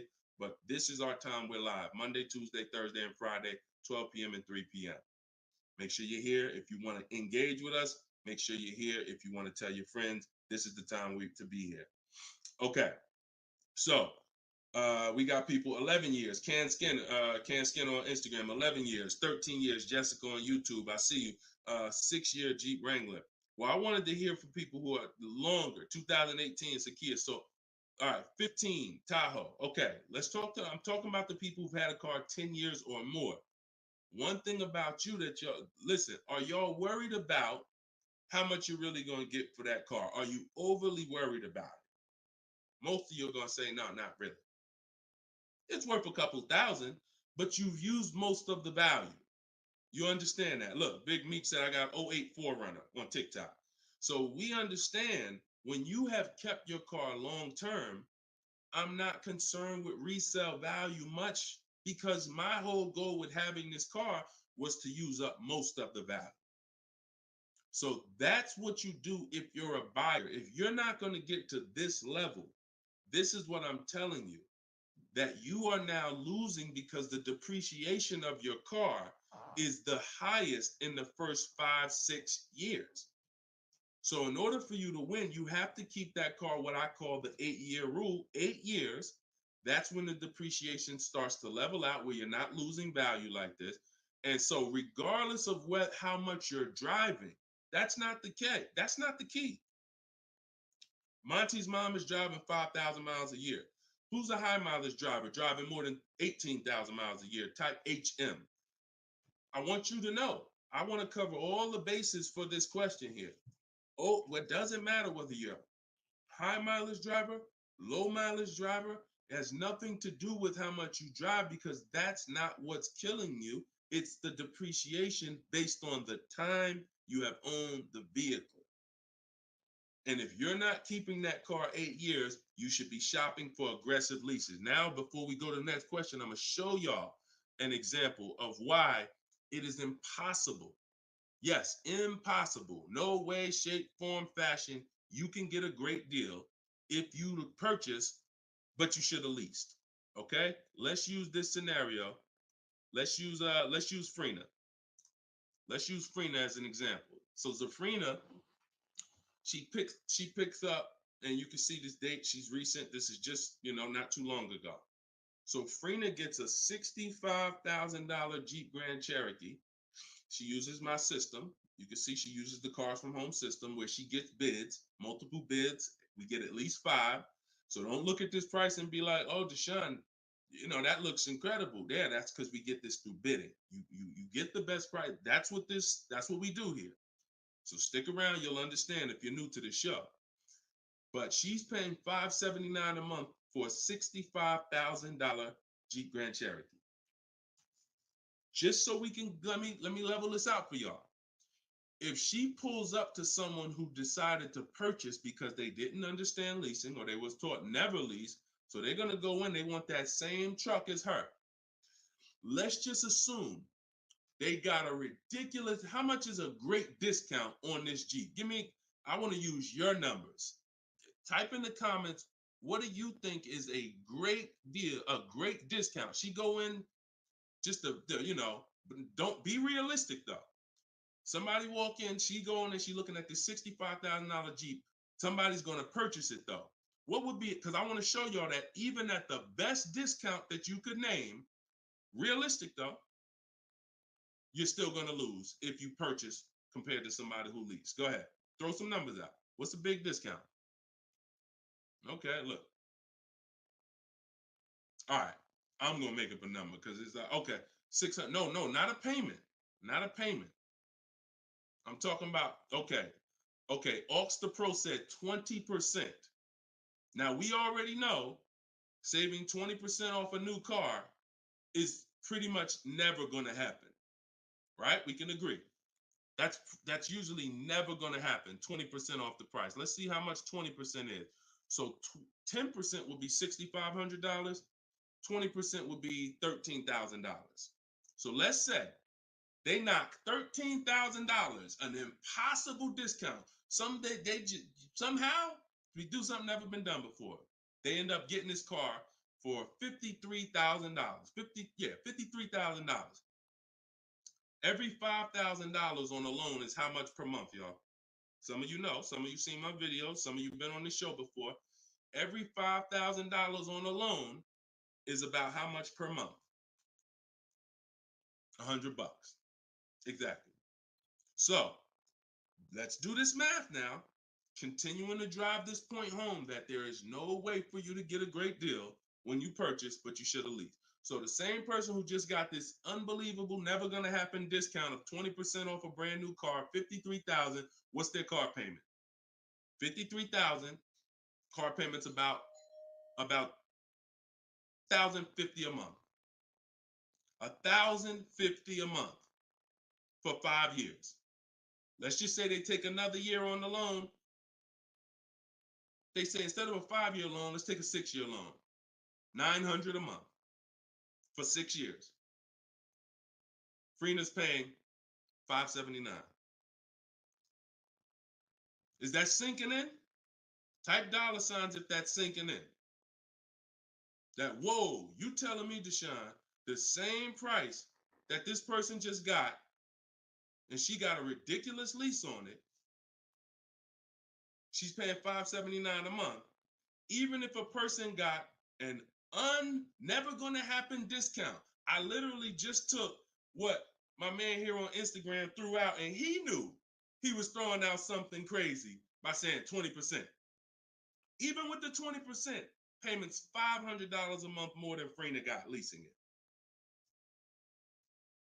Now let's do one more scenario here. One more. See, all of this is what I'm teaching. This is in my book. This is why the book is 4.9. Goodreads.com. Thank you to everybody who's reviewed the book, Cars from Home, 7 Steps to Saving Time, Money, and Avoiding Dealerships. One more scenario. Let's throw a used car in here. So we already looked at Freener's deal, brand new, great lease. Second, brand new, never gonna happen discount. Now let's throw a used one in there. Let's say somebody says, you know what? I'm looking for hold on, I want to put that back up, Dolan. Let's keep that up, because we're talking about this scenario. So please put Freener's deal back up on the screen, Dolan. Matter of fact, here, I got it right in front of me. All right. So we got third scenario here. Somebody now is saying, all right, I'm gonna find that truck used though. So instead of 65, good price on a used one. Let's say we find one that's like 40% off, 3 years old. Again, I'm using extremes to show y'all. So some of you are like, Deshone, if you're using extremes and it's this different, dang, I've been overpaying by not understanding leasing. Yep. I wish I had Dave Ramsey here. I wish we could get Dave Ramsey on the show. You know, I wish he was in the audience. I wish him, because unfortunately, look, shout out to Dave. I know he has the right heart, the right intentions, but he has the wrong information. He's what I call confidently incorrect. That means dangerous. You're dangerous. When you're confident and incorrect, you're dangerous to yourself and others. So now, used car, somebody gets this car, they knock 40% off the price, and they get one for like $40,000, $65,000 truck. I got one 3 years old, I paid $40 for it. Every $5,000 we just said is about $100 a month. 40, payments $800. You take a 6-year loan, payments $725. On a used one, we're no longer even talking apples to apples with the vehicle. On a used one, $579 Freener's paying, $725 for a 6-year loan on a used one, 3 years old, 1 year on the warranty left. Then you're on your own. $1,000 a month to buy a brand new one. See, son, you getting mad yet? Are you getting mad yet at the people who taught you not to lease? Now, who should be? Because some of you, if you just tuned in, you might be thinking, oh, Deshone, so should I only lease? No. If you are not keeping your cars 8 years, then you should only lease. Because when you buy, if you keep the car long enough, you can win. Because you're going to pay double what Freener's paying if you buy a brand new one. You're going to pay more on a used one, but eventually you pay off the car, you keep it 8, 10, 12 years. The longer you keep it, you can catch up. You're still not going to, you get what I'm saying? Because Freener's always going to have a payment. If she keeps leasing, she's always going to have a payment. But if you keep buying your cars, trading them in 5 years, trading them in 6 years, trading them in 4 years, you are no way, shape, or form even close to this. You're thousands and thousands of dollars away. There's thousands of dollars more every year coming out of your bank account than someone who understands leasing. Yeah. Tell your parents, tell your cousins, tell your brothers, tell your spouse. This is what I've been ranting about for years, trying to get you to understand. That's why I say there's no way to get a great deal if you don't understand. If your deal's on the wrong foundation, no way to get a great deal. It's impossible, no matter how much you save on the car. Okay? So yeah, we go deep on that today. Good. I'm happy we got a chance to go deep. All right. I see a lot of people typing $signs. You understand. All right, Dolan, shoot the next question up. Skinner, I see you on YouTube, man. It's real. It's real. This is what we do, man. I'm glad we gotta look. I'm the bad news first person, so don't think I gotta share the bad news first, and then but I'm also giving you the olive branch to like you can change this. You can start doing things different. You can start shopping different. You can learn how to make these people big. So go ahead, shoot the next question up, Dolan. Let's keep them coming. We're Thursday. We're live right now, y'all. So if you just jumped on the show, this is our live 12 p.m. show. Type your questions, and can y'all tap the screen on TikTok? Can we shoot those likes up? Can we? If you're gonna spend time with us and you're getting value out of what we're doing, I need everybody who's getting value hit the like button and start tapping the screen if you're on TikTok just to show that. Run those likes up. All right, I see it. See y'all lighting it up already. All right, Facebook, James. I'm an old school guy that was told not to let anyone run my credit. I'm not even sure how to download your book. Maybe you could walk us old timers through the process of downloading it. Unfortunately, I teach an online system. I'll be the first one to tell you my system's online.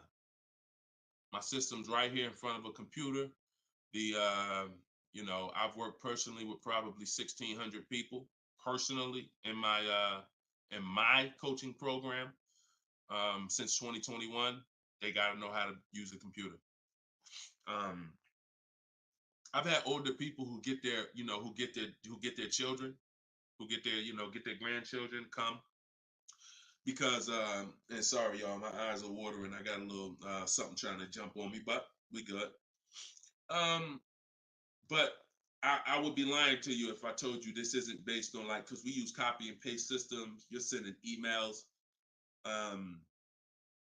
so that's one thing I can say. I wish I could, tell you otherwise. But if you want to use what I teach, I mean, now I've had people who get their grandchildren or get their children because my system to get great deals only takes 90 minutes.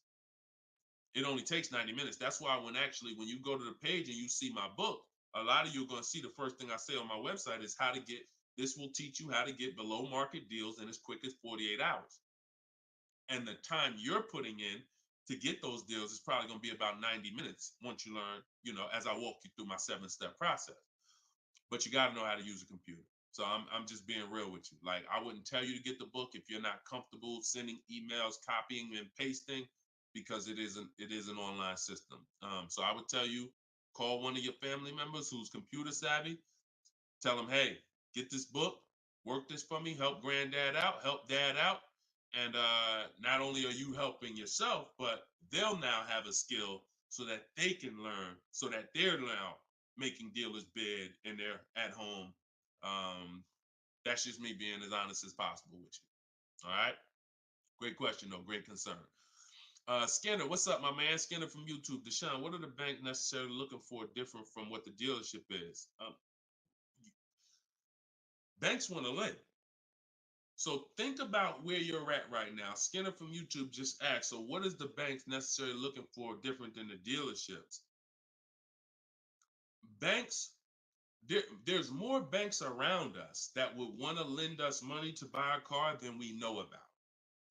So wherever your zip code is, the reason why I want you using the bank bidding war, which I laid out at the beginning of the show, if you just jumped on, you want to go to YouTube, you want to watch the beginning of episode 6, and I break down the bank bidding war. If you don't have my book, if you have my book, then you know the bank bidding war. Now,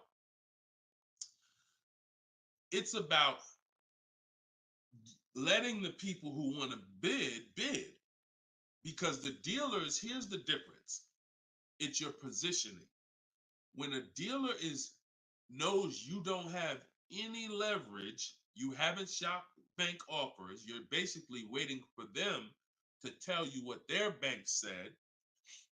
Here's usually the conversation. What is the most interest? What is the highest rate you think they'll take? What is the highest rate that we can actually get them? And it might be 6.2, but at 6.2, we make some nice money on the loan. But that's not the best I could do. But I'm not going to give them the best I could do, because what sense does that make? I'm going to give you the most you're willing to pay. So if I go out and say, look, we got you 6.2, your payment's this. If you don't fight them, then that's what's going to happen. But when you have offers, now what you're doing is calling them and saying, look, I got 5.79 from my credit union, or 5.79 from this online bank. If you could beat it, then I'll give you the business. Not only does this make for a good relationship because you're giving them the opportunity versus saying, oh, I'm not letting you get the opportunity. This person has 7, 10 banks. You give them an opportunity, and this is how you guarantee the best rate. So it's not about they're looking for anything different. It's about positioning yourself so that the dealer is now trying to beat the rate you got versus what I just laid out 60 seconds ago when you don't have a rate in the conversation they're having. Leverage. Leverage. All right, that's the difference. One gives you major leverage to guarantee you're getting the best offer. One, you have no leverage, and so there's no guarantee. And you'll always drive wondering, man, could I have gotten a lower interest rate? That'll always be in the back of your mind. So we want to eliminate that. All right, great question, Skinner. Go ahead, Dolan. Next one. I don't see too many questions coming in on Instagram. Instagram, where y'all at with your questions today? We getting questions from TikTok. I see a lot of them. Let's go. Oh, there's one. Okay, Body by Michelle. When buying a luxury car with cash, when should I let the salesperson know? Okay. The process of what we teach doesn't change doesn't matter what you're buying. We've had people get Maseratis, get high performance BMWs. I know this works because bidding just works. So what you have to, first thing you have to do, Michelle, is realize I need to get at least 5 offers, because we're so concerned with how we're going to pay for the car that we're not thinking about which dealer is going to sell us the car for the lowest amount.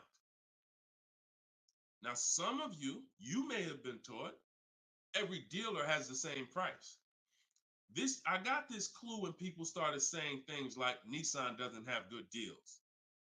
You know, Hyundai, the deal on the Hyundais right now are terrible. That's either coming from 2 things and they're both wrong that I want you to stop today. Looking at advertisements, commercials, because some people say, Deshone, I look at that. The commercial says that, I got to put down $4,000 if I want to lease that vehicle. That's an advertisement. It's not a deal. It's a custom thing they put together that they want to present to the public. It's not a deal. When you look at what I just showed you with Frina, when you look at Danielle's lease on her Audi A3. She's paying $550 a month, $44,000 Audi A3. She only put her first look. This is her words. Due to circumstances out of my control, I had to lease something quickly. So my program, I told you, as quick as 48 hours, you can get below market deals. This doesn't take days and days and weeks. I took the course last weekend, did all my emailing back and forth because she's in my video program. So I do have my book, and then I have that same book in a video program. You pick. Now, finalized the deal on Sunday, was finally able to pick it up. This is the details. $550 a month. First payment down. Included maintenance, gap insurance, all fees, taxes, registration, 12,000 miles per year. MSRP was $44,000. If we saw a commercial, or if we went on Audi's website right now, that is not what they're advertising for that car's lease.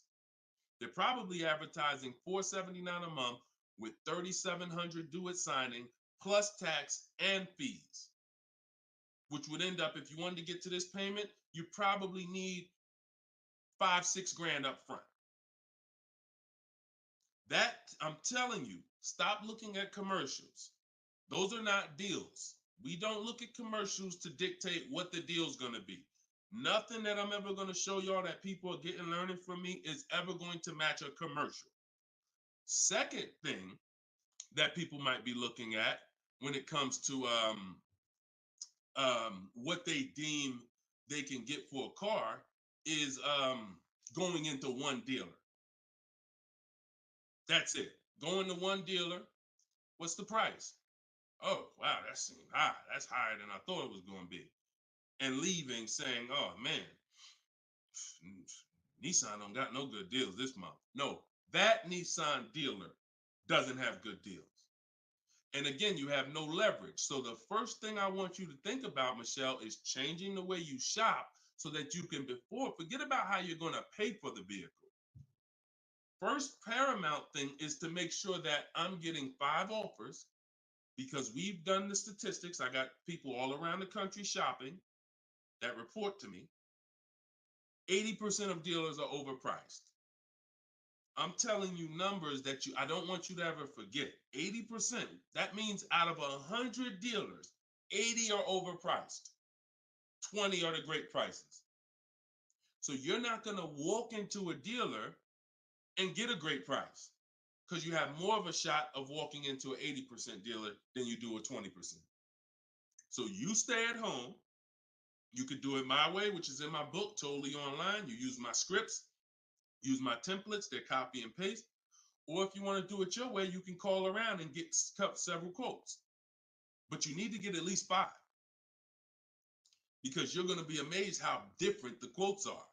One dealer's charging $550, another dealer's charging this, another dealer's charging this. Hey, that's a $5,000 difference. That's the way it should be. That's the way it should be. Okay? So that's what you focus on, Michelle. Forget, if you're going to pay cash, keep that in the background.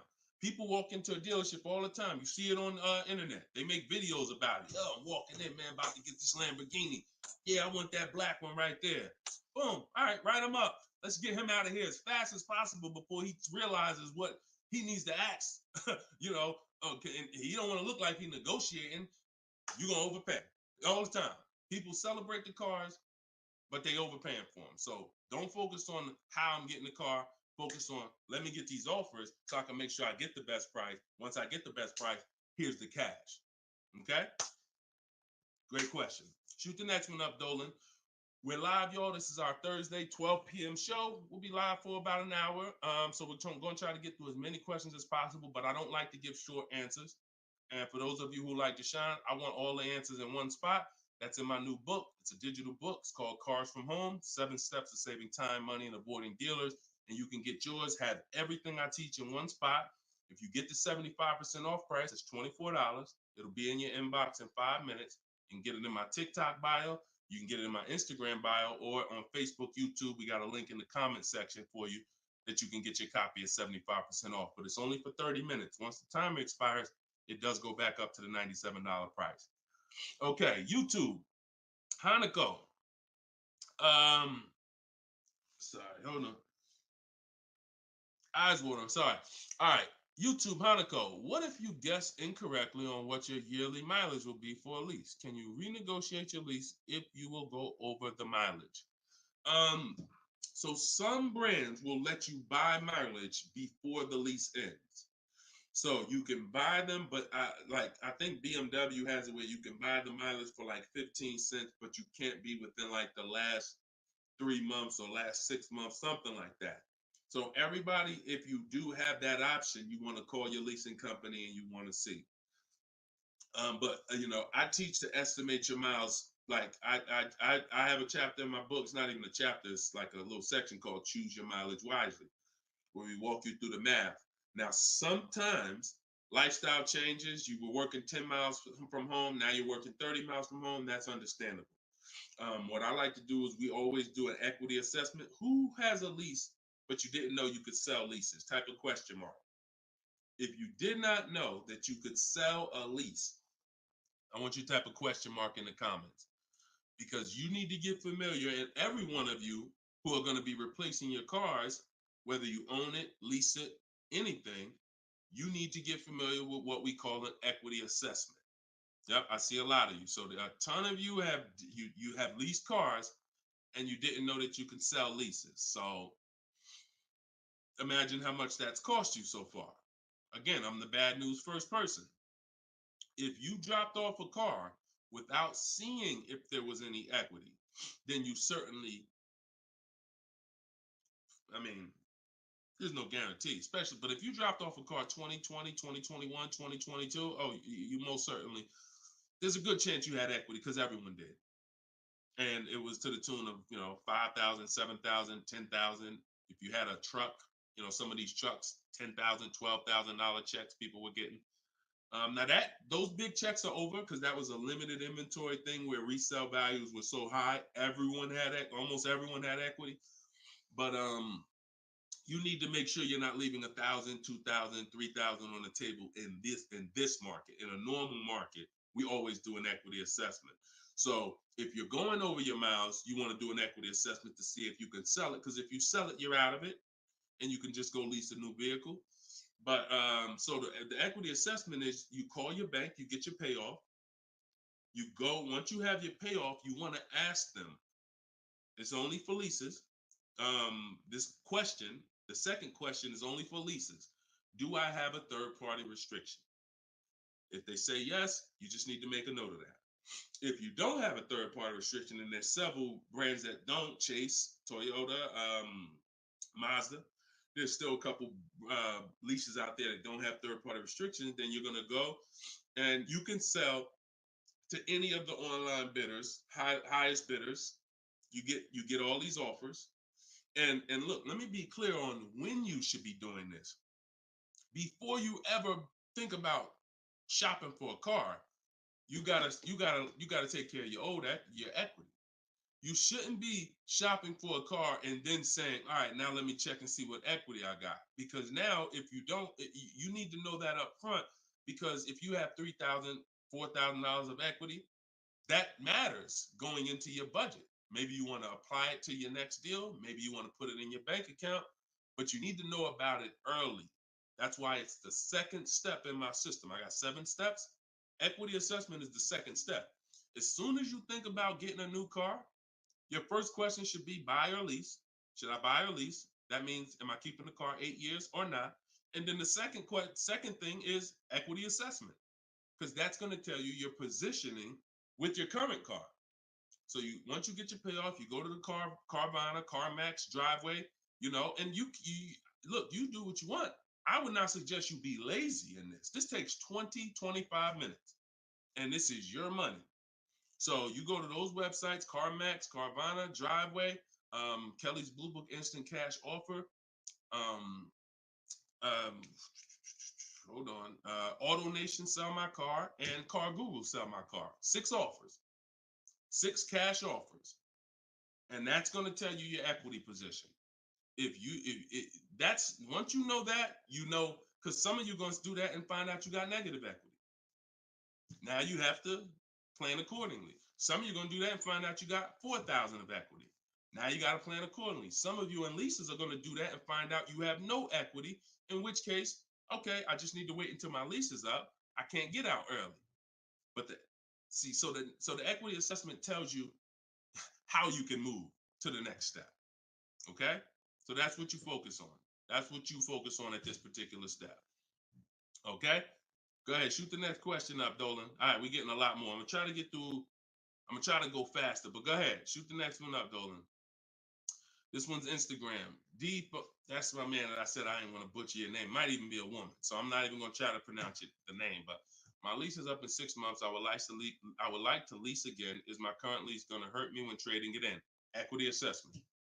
I'm glad you asked that. Equity assessment. That's the game. That's the game. See, those are the questions that gets answered with the equity assessment. Is my lease going to hurt me or help me? Do the equity assessment, and you'll know. Now, if you have a third party restriction, then we can't sell direct to these online buyers. We have to sell to a local car dealer of the same brand.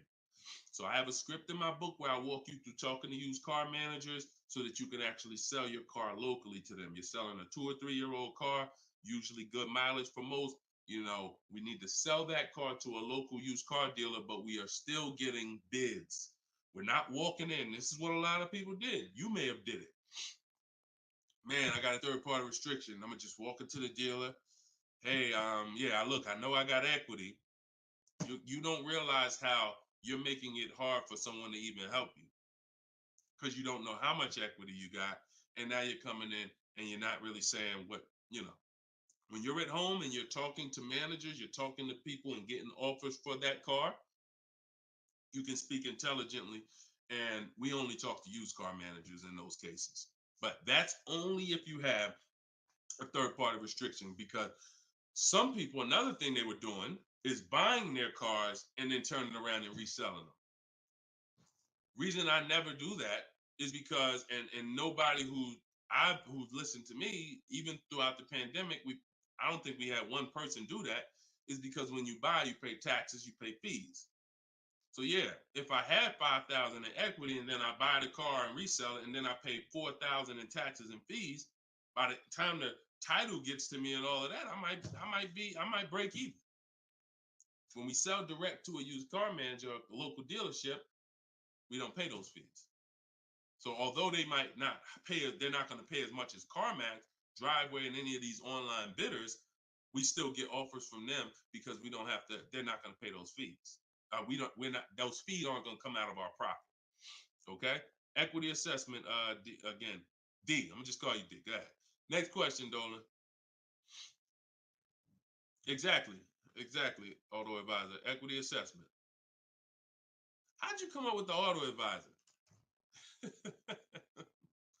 That's so funny. I'm just not used to seeing, I'm not used to seeing anything that says the auto advisor unless it's there's a lot of Deshone the Auto Advisor accounts going around inboxing people to buy crypto. I don't do anything but car education. So if it ain't about Cars from Home, my book, if it ain't about Cars from Home, my video library, it ain't about my coaching program, then it is not me. Stephanie from TikTok. So you can ask any lender, even if they don't work with them directly at the dealership? Absolutely. These people lend money. They don't care about selling you a car. People that lend money want to give you a loan. Good question. Absolutely. Go ahead. Shoot the next one up, Dolan. All right.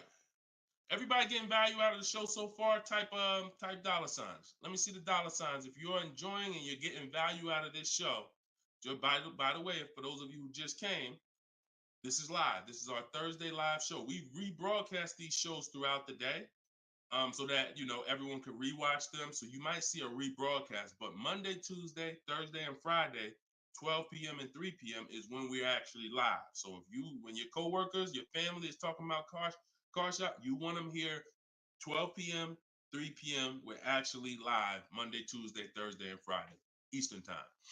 All right. This one's from Instagram. How do you get a great lease deal? Bids. It's the only way. Because all right, so I'm gonna give you an example of how not getting bids will actually deceive you, and you could possibly think you got a great lease deal. So this is Charles. He got a Palisade. Palisade's probably one of the top 5. Definitely throughout the pandemic, it was probably top 5 most popular, SUVs. People were overpaying, and I don't want to, I don't, you might have one, and unfortunately, a lot of people overpaid for these, and they're still overpaying for them. So he reached out to 3,500 dealers. Now he used my system. So this probably took him about 25 minutes. I have something in my book. My strategy is called the 25 to 5. What that is we're connecting with 25 dealers online. And our goal is to get 5 offers. Because if you want to show earlier, I told you 80% of dealers are overpriced.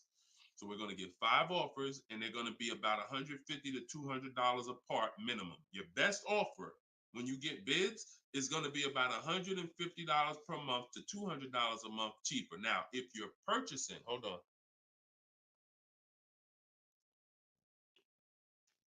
All right. Now, if you're purchasing, you're going to see, for those of you who are buying new cars, because we have several people that do that, you're going to see that there's about a $5,000 difference minimum between your best offer and your worst offer. So let's say I was buying this Palisade.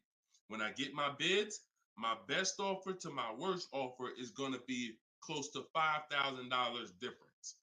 That's when you know you're doing it right. because we get below market car deals. Some people get market value car deals. Some people pay above market value car deals. Depends on the skills they have. So he got bids. He did this, used my system. Took him probably 30 minutes to reach out to 35 dealers, maybe 25 minutes, and he got 10 quotes. Offers range from 1.23 to 1.66. Now, that's what that's what I'm telling you. The 1.26 lease that he ended up getting a 1.23 because we always send a counter offer. I have a calculator in my book where you put it in. We must send a calculator. We must send a calculator. We must send a counter offer. So he ended up closing the deal at 1.23, all online. Never spoke to the dealer until he was ready to lock up the deal. But see the difference, 1.23 to 1.66. That means he's looking at offers. His best offer was $597 on a $48,000 Hyundai Palisade. His worst offer at 1.66, that same 1.66 divided into 48,500. Hold on. 1.66 times 48,500 would be about 700, 900, call it $800. So he's getting offers. That's when you know you've done it right. So to answer your question, Tobo, how do you get great lease deals? Bids. It's the only way. It's the only way. So his best offer is $597. The worst offer he saw out of all of them, he got 10 of them, was $800. Same vehicle. 80% of dealers are overpriced. Okay? Must get bids if you want to get deals like this. Only way. All right? Shoot the next one up. Now, look, hold on real quick. I want to say one more quick thing. Until you get bids and you have enough bids, you might think you got the best deal, but you just don't know what the best deal is. See, you're going off your gut. If you're going off your gut, look at Kimberly. Kimberly saved $20,000 on her Maserati. It's a $91,000 vehicle. She posted, the one she ended up getting was 91 because a dealer near her ended up beating this offer she had, but it was an $86,961 Maserati. They offered it to her for $66,261. So they're taking 20 grand off. But she had offers that were 10 grand off. She had offers that was 12 grand and 8 grand. And if she would have tried to assume, well, damn, 8,000, that feels good. I mean, shoot, brand new Maserati, taking 8,000 off. That gotta be a deal. See how much money she would have left on the table? See how much money she would have left on the table? So we cannot assume. We get multiple offers. We look at the lowest one. That's how we guarantee. All right? Go ahead. Shoot the next one up, Dolan. Great questions today. Great questions. Let's go. All right. We got Emo on YouTube. I test drove an MD. I'm test driving an MDX soon. Okay. I test drove an MDX as soon as we finished. They tried to get me to run my credit. I told them I'm shopping dealerships, didn't like it, so the manager came in the office and tried it. No again. 100%. You look, y'all. If you don't have a plan, you're under someone else's plan. You follow me? I'm gonna say that again. If you got a light bulb emoji, type a light bulb emoji, type a gem emoji. Remember this. If anytime you don't have a plan, you will be subject to someone who has a plan. And there's nobody that has a plan like car salespeople. We know what we're doing. We are not trained in much. We're not trained in finance like we should be. We're not trained in buying versus leasing like we should be. We're not trained in resale values like we should be. We're not trained in insurance products like we should be. There's more insurances to consider with a car than there is a house. Kid you not. Extended warranty, that's an insurance policy. You might use it, you might not. Tire and wheel, that's an insurance policy. Gap insurance. You have auto insurance. There's multiple insurances that you need to consider in this business, when you're buying a car, when you're leasing a car. We're not trained in none of that like we should be. But what we are trained in is how to make sure we have enough information to sell you what we want to sell you. And so if you don't have, and the least, the people with the least integrity, they are certainly going to try to pin you down with the credit check. Can't give you a credit. I can't give you a quote without your credit. Come in. I need you to be here. When can you come? First question they ask, y'all, right?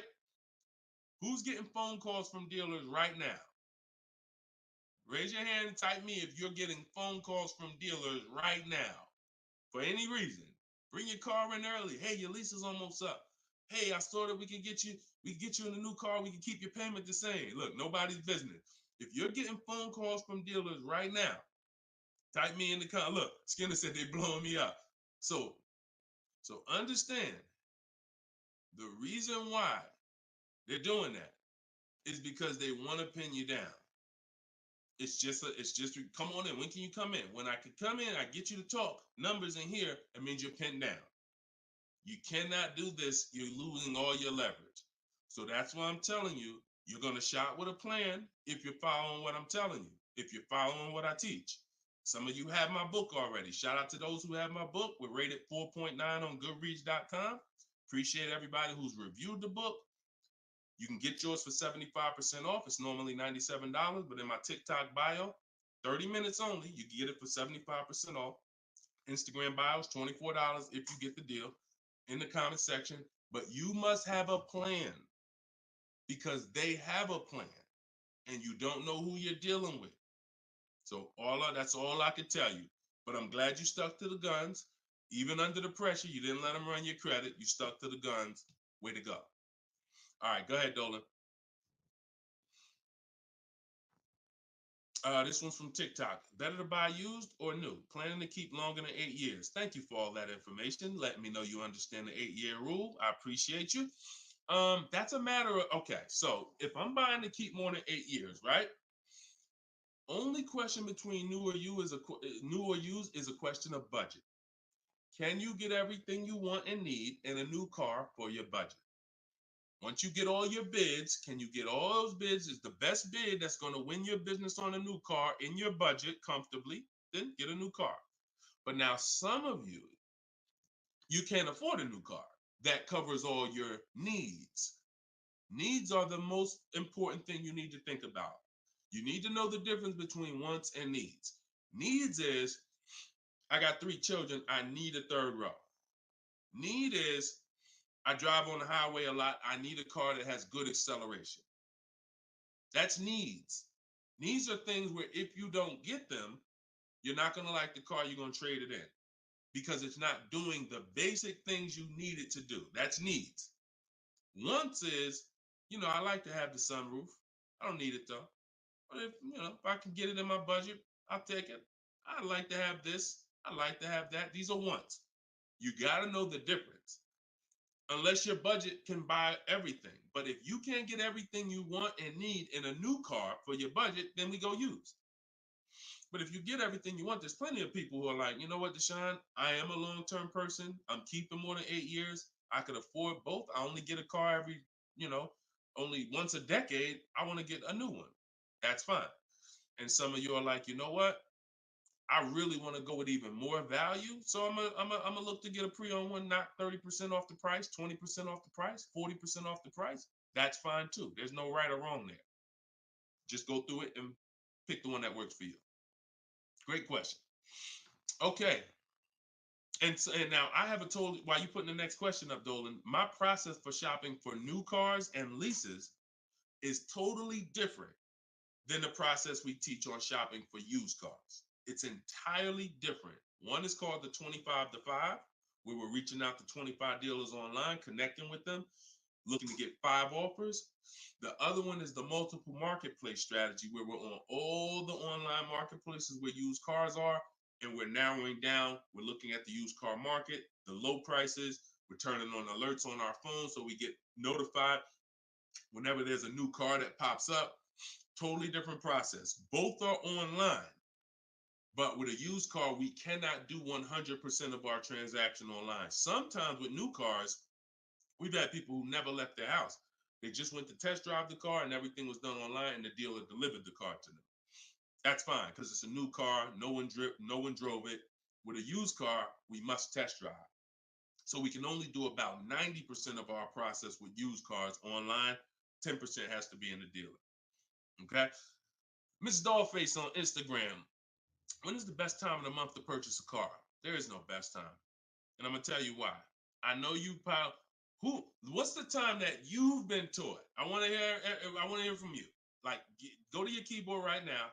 What is the time that you've been taught is best during the month to buy a car? And we got a bunch of people on here, a bunch of different people. Tell me the time that you've been taught is the best time to buy. And then I'm going to tell you why that's not the best time. Right? And I know what everybody's going to say. We all going to say the same thing because we were all taught.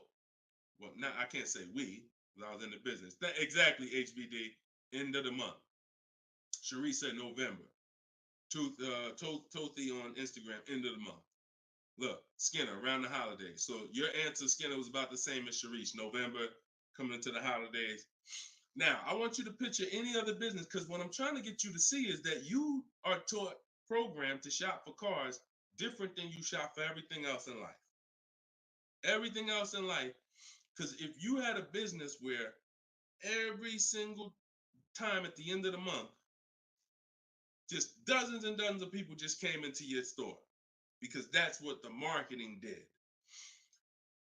Are you more, and let's really use some real terms here. Are you more desperate to sell something when the store is packed? Or are you more desperate to sell something when the store is empty? See, I want to tell you a story. If I could get you to continue to keep these stories in mind, it'll answer your questions. Now, obviously, everything's in my book. Some of you have my book and you understand all of this is laid out for you. But even as you're listening, I want you to grasp concepts that you're going to see. Are you more desperate to sell something when the place is, exactly, Toothy, when the place is empty? Place is empty. If I got a store and I haven't opened up that register all day long, it's daggone 5 p.m. I haven't seen one customer. I'm desperate. But if the store is packed, man, I ain't thinking, what are we giving deals for? You know what I'm saying? What are we giving deals for? The place is packed. We're not desperate. So the marketing is great. The marketing makes you think, oh, end of the month, we're getting the best deals here. There's clowns up here. They got daggone balloons. They got the guy outside with the arms blowing. They got signs everywhere. This is what the place is, a carnival. Why do we need to give away these cars? No. You don't want to be sitting next to somebody and Jim drives off with a car and Jim done like, all right, man, have a good one, man. Yeah, you here too, man? We was here the same time. Great. Yeah, man, I'm going. And you sitting there and you going to say no to a deal. Salesman looking at you like, hey, look, do you want it or not? Because, we're real busy. It's people waiting in line. Do you let me know? So it's the pressure. It's the like. So I say that to say what you've been taught, the holidays, the end of the year, sounds good. But you're much more likely to get a deal when there's no one in the showroom. The 10th of the month, the 2nd of the month, place is dead. And I like to make sure you're positioned. So what I teach is something you need to have 2 dates in mind. 2 dates. Every time you're shopping for a car, I teach you need to know these 2 dates. The as soon as date and the no later than date. The as soon as date is the soonest you can buy a car. Soon as you can buy a car, as soon as date. You're not in the market until your as soon as date is today. Step 5 in my process, my 7-step process is in the market, getting offers. I can buy something today. That's my as soon as date. My no later than date is my deadline. Now you have to know these 2 because the time in between is your leverage. So let's just say my as soon as date is today. I can start looking at offers. But my no later than date, I got 2 months. 2 months. I need to have a car by this time, 2 months from now. That's my deadline. I got all that time in between to say no. I got all that time in between. Now, when I'm contacting dealers, when I'm looking at inventory, I can look at trends. I can see are the prices dropping. I can have alerts on my phone, getting access to the new inventory. This is our process. So some of you are like, Deshone, I need a car in a week. Well, you still have a as soon as date and a no later than date. 3 days, soon as date, no later than, doesn't matter. So you have to know these 2 dates because in between is your leverage, which is why I don't want you emergency shopping unless it's an emergency. Okay? I don't want you emergency shopping. Don't get into the habit, don't stay in the habit of emergency shopping. Oh, I'm going to put it off to the last minute. And then, oh, I got to go into the dealership. Oh, I need a car this week. All of that is working against you. Now, if you can still get, in fact, when you go to my website for my book, you'll see it says below market deals in as quick as 48 hours. But the more time you have, the more time you have to say no. Programs change every month. You see deals change, lease programs change, rebates change. And so when you have inventory changes, so if you're looking for a black or blue car, all these dealers don't have one right now, but they got one coming next month. You can, that's fair game for you because you have time. So these are all the benefits of getting in the market 3 months early and learning how to look at the deals. If there's a great deal now, we jump on it. If there's not, okay, I'll look next month. And that's what I did when I got my mother's lease on her Mazda CX-5. October, I was looking at the deals. I didn't like them.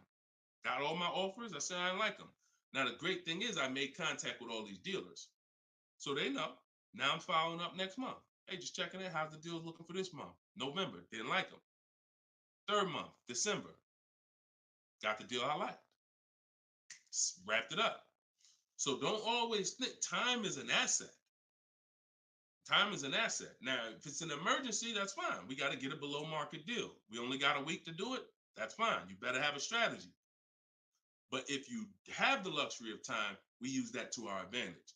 So I wouldn't say there's a best time of the month to purchase a car. But if you're in the market and you're positioned, here's another thing you're positioned for. Every now and then we come into the dealership. When I was at Mercedes, when I was with General Motors, it happens all the time throughout the year.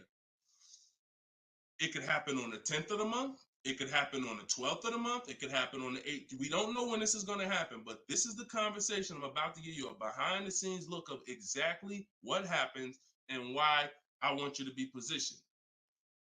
We come in, they look at the numbers on the board. Sales manager looks and says, man, we got 20 cars sold for the month. We are way behind our objective. All right, listen, call everybody anybody you got, anybody that's real, anybody that's a real buyer, call them. We're not turning down any serious offer today. You want to be the person that's positioned. Hey, Jackie, and they're usually emailing us because we don't talk to, nothing that we do requires talking to salespeople. So they be email, hey Jackie, hey, it's Ray over at such and such. Were you still looking for that car? Have you found it yet? No, okay, I know the quote I gave you before was $550. I know you wanted to be here, but my manager said, listen, we'll take any offer today. We really want to move a car. See, you were taught that only happens at the end of the month. It doesn't. You got to be positioned. You got to be positioned. And so that's the luxury of time. So this is what it is, y'all. I want you shopping with a strategy. Like, this is what I want you shopping with. All of this is in my new book, Cars from Home, 7 Steps to Saving Time, Money, and Avoiding Dealerships, learning the science of making dealers and banks bid for your business while you sit at home, getting below market car deals in under 90 minutes. And you can get your copy for 75% off in my TikTok bio, in my Instagram bio. Or you can click in the comment section on YouTube and Facebook. We got a comment pinned for you guys. Or if you're watching us on TV, you can scan that QR code with your phone. Get your copy, use it, use everything in it. I walk you through everything in there. Leasing is in there step by step. Purchasing new cars in there step by step. Purchasing used cars step by step. High mileage drivers, I got 2 strategies for you. If you're a short-term high mileage driver, everything's in there step by step. If you have credit issues, I walk you through step by step. So get your copy. We are back live for episode 7 at 3 p.m. And well, like I said, this is not a rebroadcast. We do these live shows Monday, Tuesday, Thursday, and Friday, 12 p.m. and 3 p.m. So we'll be back for our next segment in a little bit if you want to join us. If not, tell your friends about us, and we look forward to it. We always look forward to the people who are ready to change their life, empower themselves, stop shopping like desperate victims, begging people to help you, begging people to give you a car, begging people to help you. Please, can I get no money down? Going in with wrong information. Down payments are illegal. All of this stuff that is just totally terrible. It's no other way to put it. It's just terrible. I want y'all shopping different. I want you empowered. I want you in control. I want you leaving a dealership guaranteeing I got the best price. Sending me email, Deshone, look at this deal I just got. I got all these offers. Look at this used car I just got. I got 40% off the brand new price. That's what I want you emailing me. Empowered, and that's what we're going to get to. God bless y'all. I see y'all on the next segment. Shout out to everybody that joined.